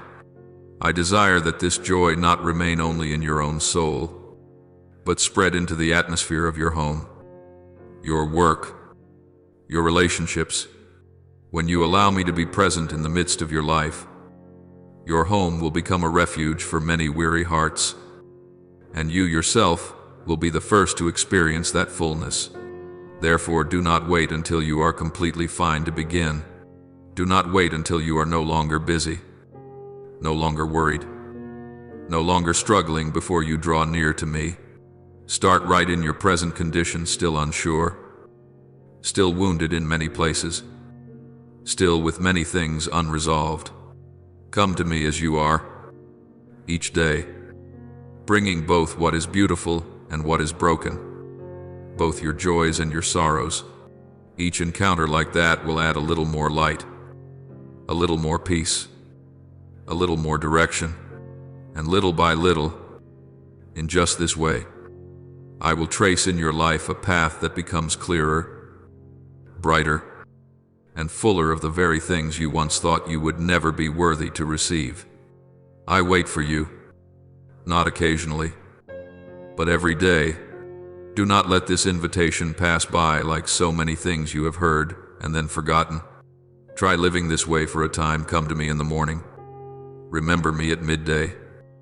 Return to my arms in the evening. Lay everything before me. Ask me. Listen to me. And then walk forward in trust. You will be surprised to find that even if the outward shape of your life has not changed much, within you, everything is different, more steady, more peaceful, more deep, and more overflowing with the graces I have promised for you and for those you love. You only need to begin. The rest, leave to me, my beloved child. I see very clearly the dark fog that so often settles over your mind, the discouraging thoughts, the negative phrases you repeat to yourself until even you begin to believe they are the truth. You tell yourself that you are too weak, too flawed, too broken, unworthy of anything good, and certainly unworthy of the promises I have made to you. You stare at your wounds, your mistakes, your many falls, and conclude that you yourself are nothing but a sentence waiting to be carried out. But today I want you to know that I am slowly peeling away those heavy layers from your mind. I am like a patient father, bending down to loosen each invisible chain that has bound your soul. The chains of discouragement, of self-contempt, of a long-drawn sense of helplessness that you cannot even name. I do not come to blame you, to interrogate you, to dig deeper into what you have done wrong. I come to wipe your eyes so that you can look at yourself and at your future with a new gaze. The gaze of someone who knows they are forgiven and loved to the very end. The things that have weighed so heavily on your heart, the sense of debt, the haunting memories of wrong choices, the long nights torn between remorse and fear, I do not ignore them. I step into that place as one who is both a just judge and a merciful father. On the scales of justice, sin does deserve its price, yet in my heart, love seeks a way to set you free. I have taken upon myself the sentence that belonged to you. I allowed evil to think it had won, only so that one day you could lift your head and hear me say, that debt is no longer in the books, not because you managed to erase it, but because I, myself, have torn up the record that accused you and have swept aside every argument the enemy used to corner you. The accusations it whispers in your ear that you are unworthy of favor, that you have gone too far, that blessings are for others and not for you, all of them become powerless when I declare, I forgive you. I will not bring it up again. I choose to remember you as a child coming home, not as a guilty one who should be ashamed. You once believed that the consequences of your own mistakes would forever block your way, slamming shut the door of your future. But understand this, I do not promise to erase every trace of your past. Yet I guarantee that nothing will have the power to stop the good I intend for you. As long as you allow me to lead you, the wrongs you have done may leave scars. But when placed in my hands, those scars cease to be reasons to exclude you from grace, and instead become testimony to a rescue, a deliverance from a chasm that seemed to have no exit. The enemy wants to use those very memories to paralyze you, whispering, you are ruined. What more can you hope for? But I touch those same memories and say, from now on, they are only the starting point for the new work I will do in your life. Where you once fell, there I can raise you up more steadfast, more humble, more compassionate. No darkness can overshadow the plan I have written for you once you agree to let me enter in and reign, while the whole world trembles with fear, bad news, and instability. It is very easy for you to be swept into that same current of anxiety. People run here and there looking for a hiding place. Some lean on money. Others cling to connections. Still, others stubbornly believe their own strength is enough to carry them through everything. You too have sometimes wanted to be like them, to build for yourself a safe house out of the guarantees this world can offer. But, my child, for you I have opened another way. You do not have to run aimlessly through the marketplace in search of shelter. You have the privilege of stepping straight into the innermost place of my house, right up to my throne of glory, without an appointment, without an interview, without needing to prove your worth. From the day I called you, my child, that door has been opened and no one has the right to close it, while others must knock on earthly doors and hope to be received. You can enter my presence at any time, in any place, with nothing more than a whisper from the depths of your heart. I do not see you as a stranger begging for favors, but as my own child coming home after a long journey. You may draw near, sit down, and speak to me about your fears, about the things you cannot say to anyone else. I do not rush to judge. I listen. When you call, I do not pretend to be busy. I am never indifferent to the cry of a sincere heart. In this world, many may grow tired of hearing your repeated story, weary of your persistent weaknesses, but I do not. For me, every time you come back is something new. Every prayer of yours is a gesture of trust that I cherish. You do not stand before me as a beggar, but as an heir, one who has the right to call me Father and to believe that your words do not fall into empty space. I want you to learn to see yourself in this light no longer as someone always on the margins, but as one who dwells right in the center of my heart. The world will continue to be in turmoil. The unrest will not cease immediately, and the storms outside may grow even more violent. But your hope must not be placed in things that change from day to day, but in the one who does not change. I do not tell you to pretend you see no danger, nor do I ask you to switch off your emotions. I invite you, rather, not to let fear become king in your heart. I myself am your refuge. When all the news pouring into your ears is filled only with reasons to be anxious, remember that you have another place to return to, another voice to listen to. Do not build your dwelling on passing feelings. Root your trust in me, the one who does not make half promises and who does not turn his back when things become difficult. I have promised that I will not abandon you, and I am not accustomed to breaking my word. Many times you have abandoned me, gone far away, forgotten me for months at a time. And yet, whenever you return, you find me where I have always been. Not gone anywhere, not changed my address, not closed my door in anger.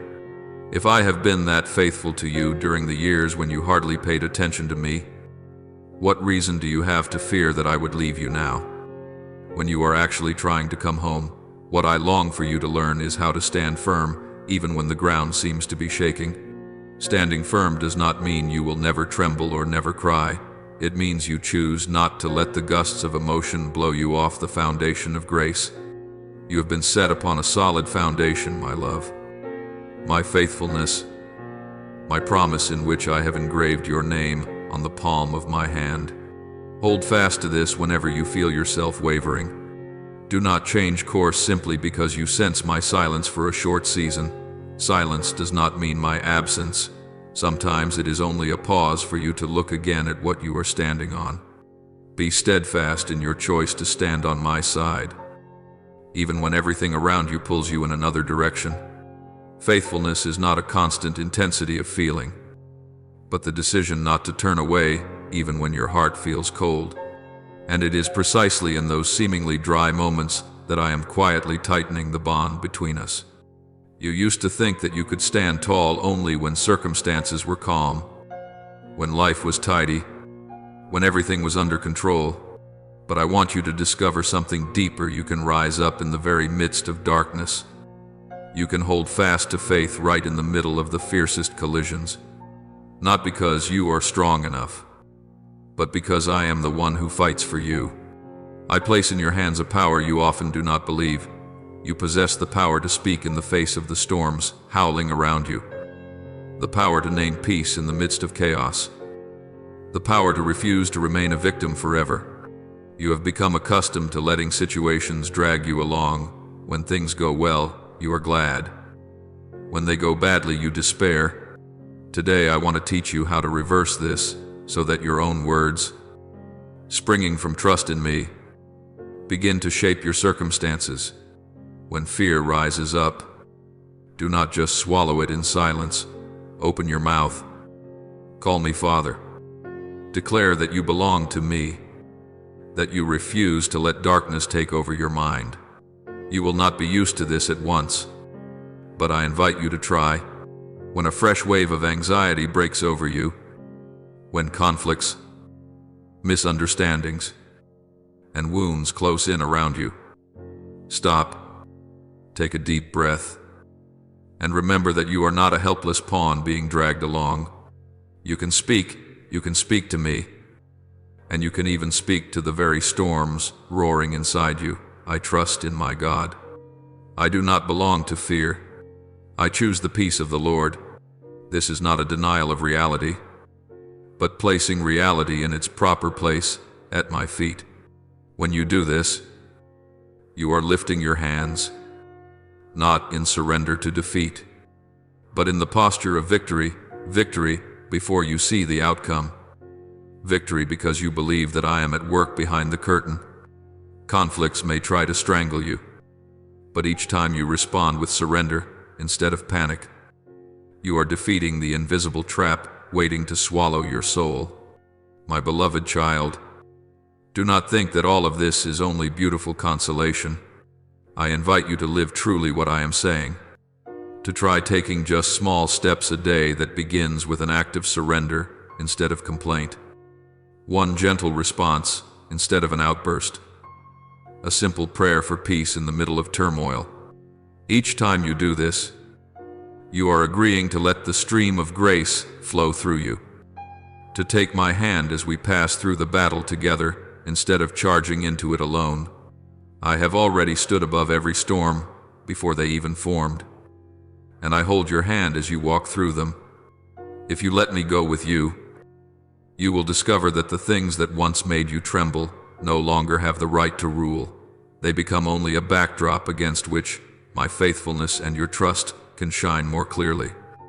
And then one day, looking back, you will understand it was not that you were capable, but that I did not abandon you for a single moment. It was not that you were strong, but that you allowed me to become the only strength of your life. From that moment on, you will no longer look at storms with the old eyes, because deep within you will know that you belong to the one who speaks a single word, and the wind and waves grow calm, and you, his little child, are allowed to share in that mighty word through your own voice and your own life. My beloved child, after all that I have been doing within your heart, now I want gently but firmly to remind you of something very important. You must not hand over your destiny entirely to anyone who is, like you, only human. You may love them, respect them, learn from them, but do not treat any person as the ultimate answer for your life, for even those you admire most, those you think could never fall, can grow weary, make mistakes, be weak, even lose their way. When you place all your hope in a human being, then when that person collapses, your own heart will shatter with them. I do not want your heart to be enslaved to the image of anyone. I want you to be free to love others without turning them into idols that take my place in your heart. You may walk alongside them and receive help from them, but do not forget that they need me no less than you do. There are moments when, because you are longing to be supported, you are easily overwhelmed by those who appear strong, dazzling, and seemingly full of sacred power.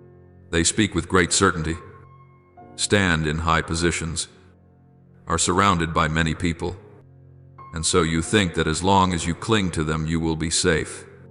But my child, alongside those who are truly chosen by me, there are also those who only put on a cloak of virtue to hide their ego, their pride, or very worldly calculations. They know how to strike at your fears, your insecurity, your sense of lack, so that you become dependent on them. They promise quick solutions, easy shortcuts, instant miracles. As long as you offer them this or that, as long as you obey every demand without daring to discern. I do not want you to be bewitched by such appearances and forget that true salvation is never exchanged like a commodity. Be truly sober in front of those who try to impress by noise and show. Not everyone who shouts my name, who raises their hands, beats their chest, and weeps, truly belongs to me. What moves me is not the volume of the cry, but the sincerity of the heart. Those who use my name to build their own reputation, to attract, to dominate, to seek profit, are turning what is sacred into a tool for display. They may speak a great deal about faith, yet lack humility. They may recount countless miracles, yet do not lead souls to deep conversion. I have already said that not everyone who cries, Lord, Lord, will be acknowledged. What is decisive is whether the heart and the life truly lean toward me. Therefore, do not rush to place your whole trust in what is only outward glitter. There will be people who come and declare that they can change your whole life if you perform certain rites, contribute a certain amount of money, or offer certain gifts. They turn me into someone who accepts bribes in the form of offerings and turn you into a customer who must pay a price to gain favor. Remember that my love is never for sale, never measured by money, never measured by outward display. The more they rely on dramatic promises and exalt themselves as an indispensable intermediary, the more cautious you must be. The miracles that truly come from me always draw the soul closer to truth, closer to repentance, closer to deep peace. Whatever merely excites curiosity and fleeting emotion and then leaves a chasm of emptiness inside you is not what I desire. Be brave enough to let go of people and places that make you feel increasingly dependent on them rather than attached to me. I call you to place the one foundation of your life in me, not in any created thing. I am the one who formed you out of nothing, the one who understands every beat in your chest, the one who descended to the very depths of darkness to draw you out. No one understands the history of your life as I do. No one knows more precisely than I what you need in order to live to the full. I am not merely a religious idea. I am the one who is present, who is alive, who sees, who hears, who speaks to you each day. If you build your life on fragile foundations, everything will collapse when the storm comes. But if you choose me as your support, you may be shaken, tossed about, wounded. Yet deep within, there will remain a place. Nothing can touch the place where you and I belong to one another. I also want you to learn how to discern the voices in your life. Around you, there are so many sounds, the words of people, rumors, judgments, threats, seductions, and sometimes within your own heart there arise conflicting voices, the voice of fear, of shame, of pride, of weariness. In the midst of that turmoil, my voice does not come with noise and clamor, but like a gentle breeze, an unexpected clarity, a tender prompting that draws you toward what is good. My voice does not throw you into panic. Even if it may shake you deeply, it always leads you toward greater freedom, greater mercy, greater truth. When you stay close to me, you will gradually learn to recognize what is my voice and what comes from forces that want to pull you away from the light. Do not be quick to believe anything just because it is accompanied by my name. Look at where it leads you, closer to me or farther away, into peace or into confusion, into love or into division. Do not be surprised if, when others are shrouded in gloom, you sense within yourself a glimmer of light that is hard to explain.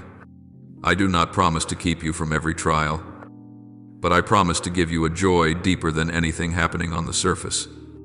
Others may despair and think they cannot go on. Yet I want you to become a living testimony that it is still possible to rise again, even after many falls. Not because you are braver, but because you allow me to lift you up. Each morning when you open your eyes, even if you are still tired, you can still whisper, I want to live one more day in your presence. That whisper, seemingly so small, is the very place where I pour into you the strength to take another step when many around you have already grown weary and given up. My spirit is not a gust of wind that blows once and then vanishes. He desires to dwell within you, to guard you, to guide your soul moment by moment. When you feel exhausted, with no strength or motivation left, a simple cry, please help me, is enough for him to begin to act. He reminds you of the words I have spoken, brings back to life old hopes you thought were buried, and awakens in you capacities you yourself had denied. I do not demand a perfect faith from you. I wait for you in sincerity. If you dare to tell me that you want to believe, even while you are still afraid, I will take that small beginning and make it grow. Now I invite you not only to listen with your mind, but to let your whole body enter into prayer. Seek a moment of stillness. Even if there is still much noise around you, you can close your eyes and gently place your hand over your chest, where your heart is quietly working without cease. Feel each beat. It is not merely a biological sign. It is a sign that you are being kept in this life for a reason. In that silence, imagine that I am sitting right in front of you, not distant, not cold, but very near, very real, very gentle. You do not need many words. Simply whisper from your deepest place, I trust you, even though I do not yet understand everything. I want to take your hand. In that very moment I will do what I always long to do, pour into you the peace that the world cannot give and cannot take away. Allow your soul to taste what it is like to be filled, not by human flattery, not by external recognition, but by a love without conditions. I will quietly fill the empty spaces where you once tried to stuff so many other things: success, relationships, control, beautiful illusions. I will replace them with a deep gentleness, a sense that you are not alone, that there is one who is always at your side, who always understands you, even when no one else does. The more time you give me, the less turmoil you will feel within, not because everything outside is instantly improving, but because inside you there begins to be a firm place, a solid rock on which you can rest without fear of being dragged away again. You are living in days when adversity is like a whirlwind, blowing relentlessly against every side of your life: work, family, health, relationships, future. At times you feel like a small boat in a stormy sea, with every bad news, every crack, every wounding word like a wave lifting you up only to slam you down. There have been moments when you thought you would sink, lose your bearings, never see the shore again. Yet precisely when you cried out from the depths, "Please save me," I stepped upon that very wave to draw near to you. The first thing I do is not to explain why the storm rose, but to lay my hand upon your soul. When I speak, the storm outside may not stop at once, but the tempest within you will begin to calm. I once commanded the wind and the sea to be still with a single word, and I can do the same with the inner chaos of your heart. What I desire is that you allow me to enter that deepest place, where you are still trying to hide the fear of being abandoned, the shame of failure, the anger of being misunderstood. When you hand these over to me, I do not discard them, I heal them. I will raise up your soul and strengthen your inner being so that you can stand firm in days of shifting winds. I want to set you upon rock, not on sand that washes away. That rock is the truth that you are loved, chosen, guarded, that your worth does not depend on praise or blame or circumstances, but on the way I look at you. Once you begin to live from this foundation, even if the storm remains, you will be able to endure without shattering. You will no longer chase every gust of public opinion or be swept up by empty promises from those who exalt themselves. You will know how to bow your head before me, yet walk with your head held high in the midst of the world. And each time the waves strike, instead of panicking, you will immediately remember the one who stands by your side. You will know that my hand is still extended and does not withdraw. You need only keep holding on, keep trusting, keep returning whenever you loosen your grip.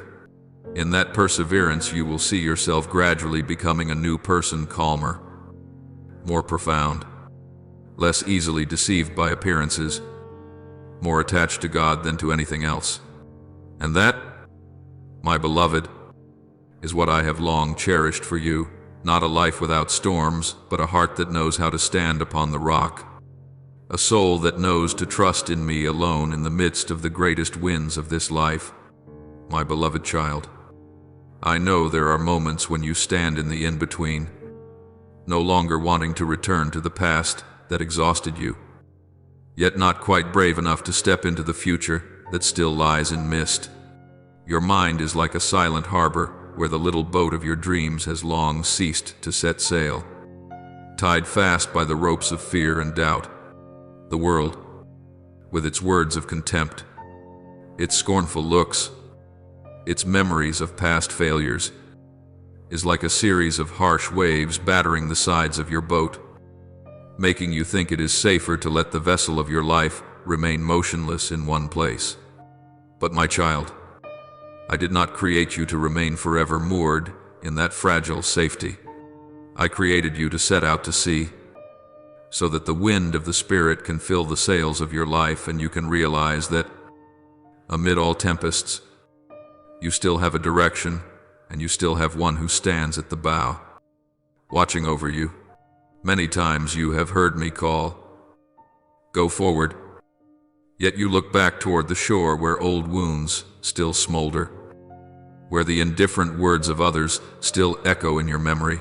You can't do anything, that's all you'll ever be. Those words are like icy headwinds trying to snuff out the fragile sparks of hope just kindled in your heart. You begin to believe that dreams are only for those who are braver, more talented, better equipped, while you should simply accept a life that drifts by colorlessly. Yet even when you think this way, I persist in standing there on your little boat, my hand resting gently on the sail, waiting for you to loosen the ropes. I do not scold you for hesitating, nor do I mock your weakness. I simply wait for the moment when you dare to utter one small sentence, Lord, I want to put out to sea with you. Then my wind will begin to blow more strongly, not to overturn your boat, but to carry you away from the dark shore that has held you back for so long. Try to imagine this: if a boat always stays moored at the pier, avoiding every wave, it will never know what it was made for. Boats are not built to become decorations on the shore, but to face the open sea. In the same way, you were not created to live resignedly, confined within the small circles of fear, letting the harsh words of others define your worth. I know those wounding words have made your heart ache, have extinguished many good plans, have led you to tell yourself, better stop dreaming. Yet if you continue to let those voices govern the course of your life, your boat will keep turning in circles in shallow waters, never reaching the deep where I am waiting for you. The storms are not meant to drown your dreams, but to teach you how to lean on me in every rocking of the waves. What I desire from you is very simple when the storm rises, when reproach, misunderstanding, or insult surround you. Do not rush to stare down into the deep black water below, or fixate on the waves foaming all around. Lift your eyes and look for me. I am not standing far away on a safe shore, commanding you to fight alone. I am on your very boat, in the midst of the turmoil with you, and my eyes do not leave you for a single instant. When you fix your gaze on the raging winds, fear will swell and make you think you are about to sink. But if you fix your gaze on me, your heart will gradually realize that no matter how hard the waters pound, you are not alone. I am the support that keeps you balanced, the compass that gives you direction, the captain who knows exactly which way to go to avoid the rocks. Your task is not to control the storm, but to keep your eyes from leaving the one who leads you. You may feel your shoulders sagging under so many worries, family responsibilities, the pressure of daily needs, tangled relationships, the fatigue of efforts that seem to bear no fruit. There are moments when you sigh and say to me, I can't take it anymore, it's too heavy, I can't carry it. I hear those words clearly, and I do not see them as a sign of weakness, but as a very real cry for help from a child who has long been used to bearing everything alone. I have never asked you to carry the whole boat on your back. I only invite you to let me share the burdens with you. There are many things you are clutching that I never asked you to hold: the obsession with looking good in the eyes of others, the need always to be praised, the habit of comparing yourself with everyone else. These things make your backpack swell and leave you exhausted even before you step onto the boat. I want to teach you, slowly, how to lay them down, to let go of unhealthy expectations, of false images of yourself, of pointless self-reproach. Then, for what remains, the real responsibilities, the unavoidable trials, I will shoulder them with you. The patience I ask of you is not blind resignation, pretending there is no storm, nor a careless attitude that lets everything drift as it will. The patience I desire is your acceptance that some stretches of the road cannot be shortened, that some lessons can only be learned by passing through them, not by going around them. Each day you face difficulties.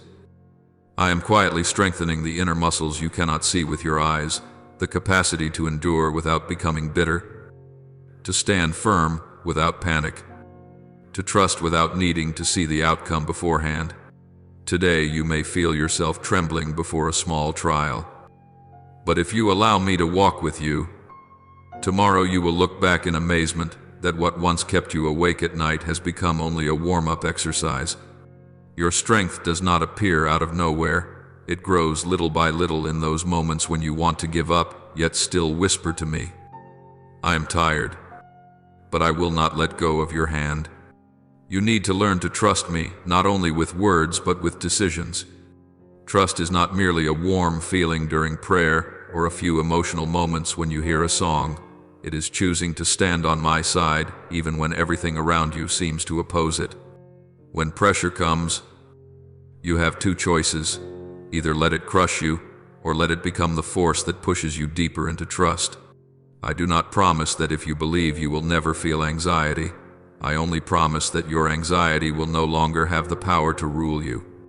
You may still tremble, but you will not turn back. You may still be confused, but you will not let go of my hand.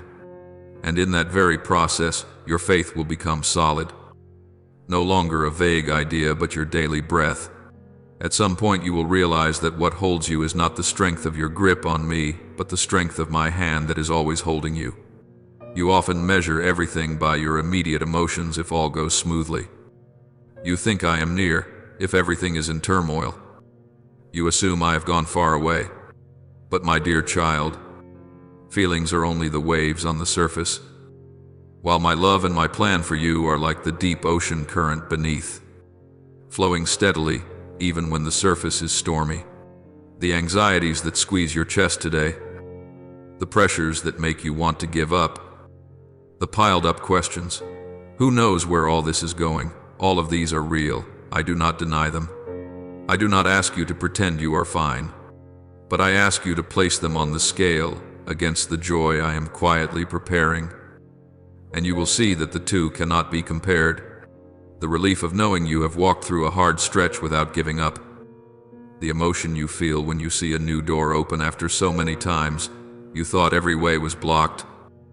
The peace of seeing others lifted up by the very painful experiences you have lived through. These are forms of happiness that no pressure in this world can ever replace. The blessing I have for you is not a gift that suddenly falls from the sky for you to enjoy for a moment and then be done with. It is the fruit of a cooperation between the grace I give and the effort with which you respond. When you persevere in remaining on your little boat, when you allow my wind to carry you instead of turning the bow back to shore each time you meet a wave, when you keep on forgiving, keep on choosing what is good and wholesome even when others do not understand, you are sowing seeds that one day will blossom into a field of joy. On the day the blessing comes, you will not see it as something strange, but as the natural result of a journey of trust. You will no longer say, with a doubting heart, "Why do I deserve this?" But you will smile and whisper, "I knew you would not abandon me."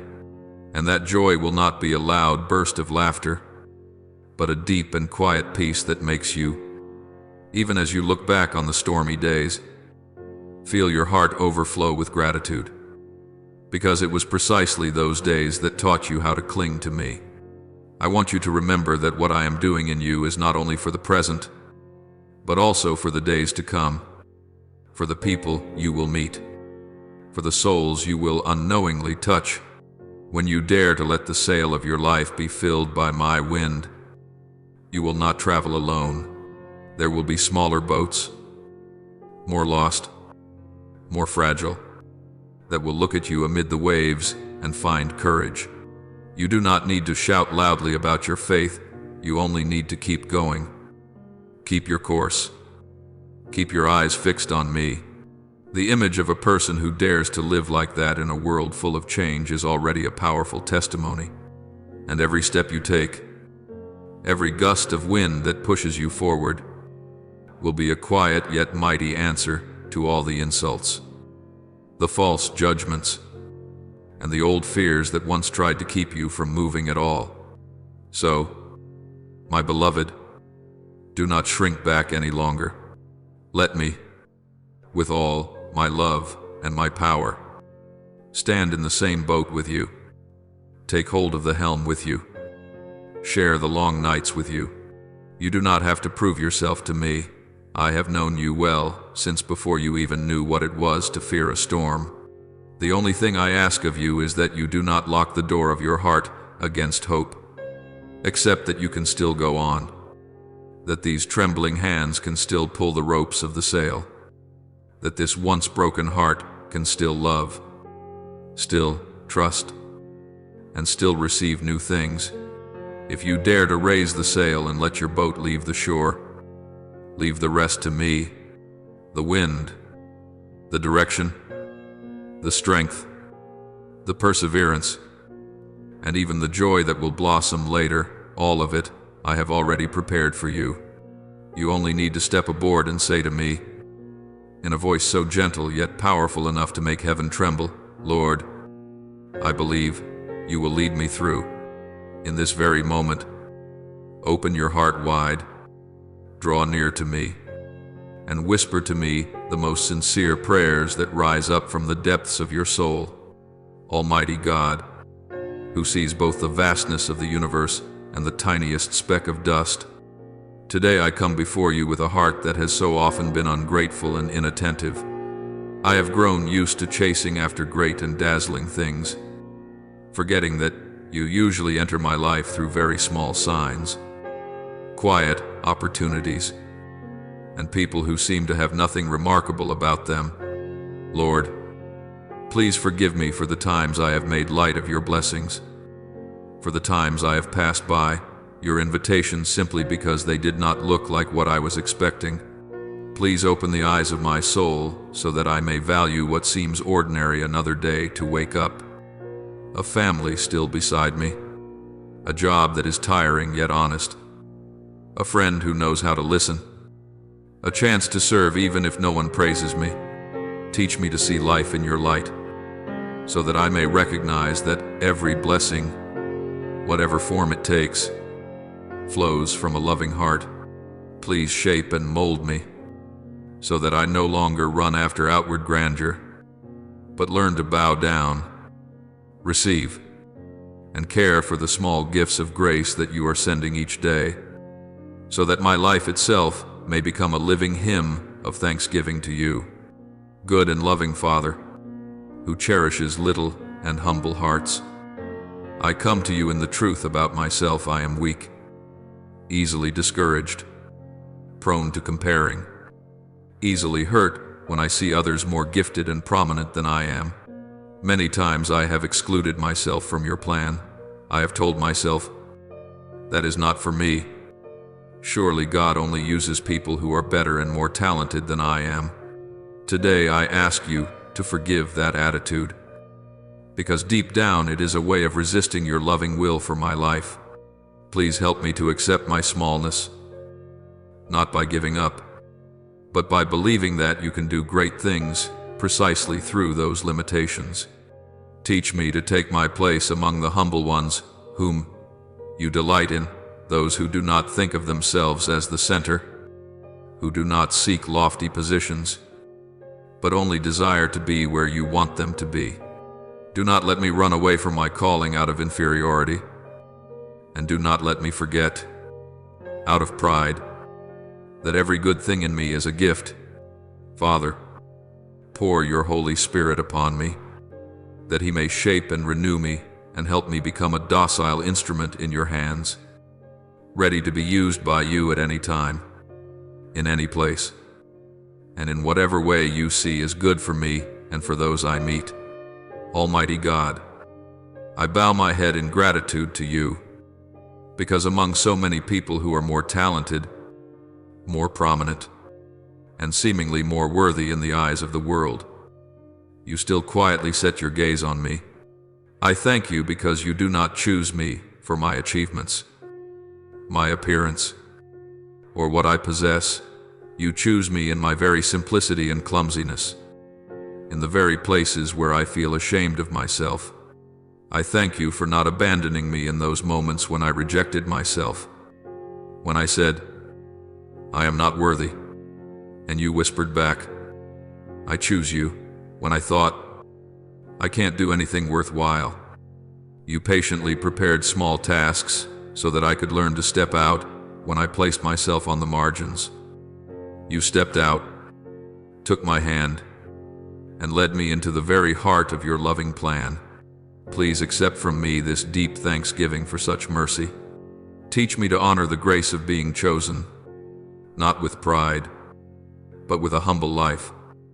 diligently doing small things with great love, so that each day I may glorify you more in the midst of the world.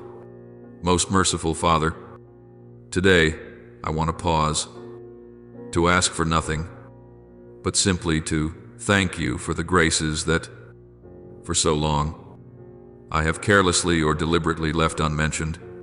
I thank you, Lord, for the mornings when I can still open my eyes, for the breath that still moves gently in my chest, for hands and feet that can still work, for those who still love me and those whom I am able to love.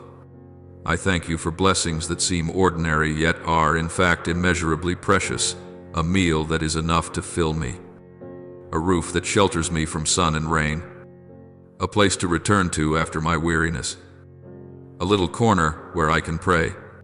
I thank you for the difficulties that have helped me grow, the losses that have taught me to cherish, the interruptions that have made me stop and re-examine my life. Please forgive me for the times I have only seen what you have not yet given and forgotten to contemplate all that you have generously poured out long ago. Let gratitude become the new rhythm of my life, so that each day I live, whether calm or stormy, may be woven with sincere words of thank you. Lord, I offer this prayer in the holy name of the Lord Jesus Christ. Amen. Do not forget to subscribe and turn on notifications so that together we can build a strong community of faith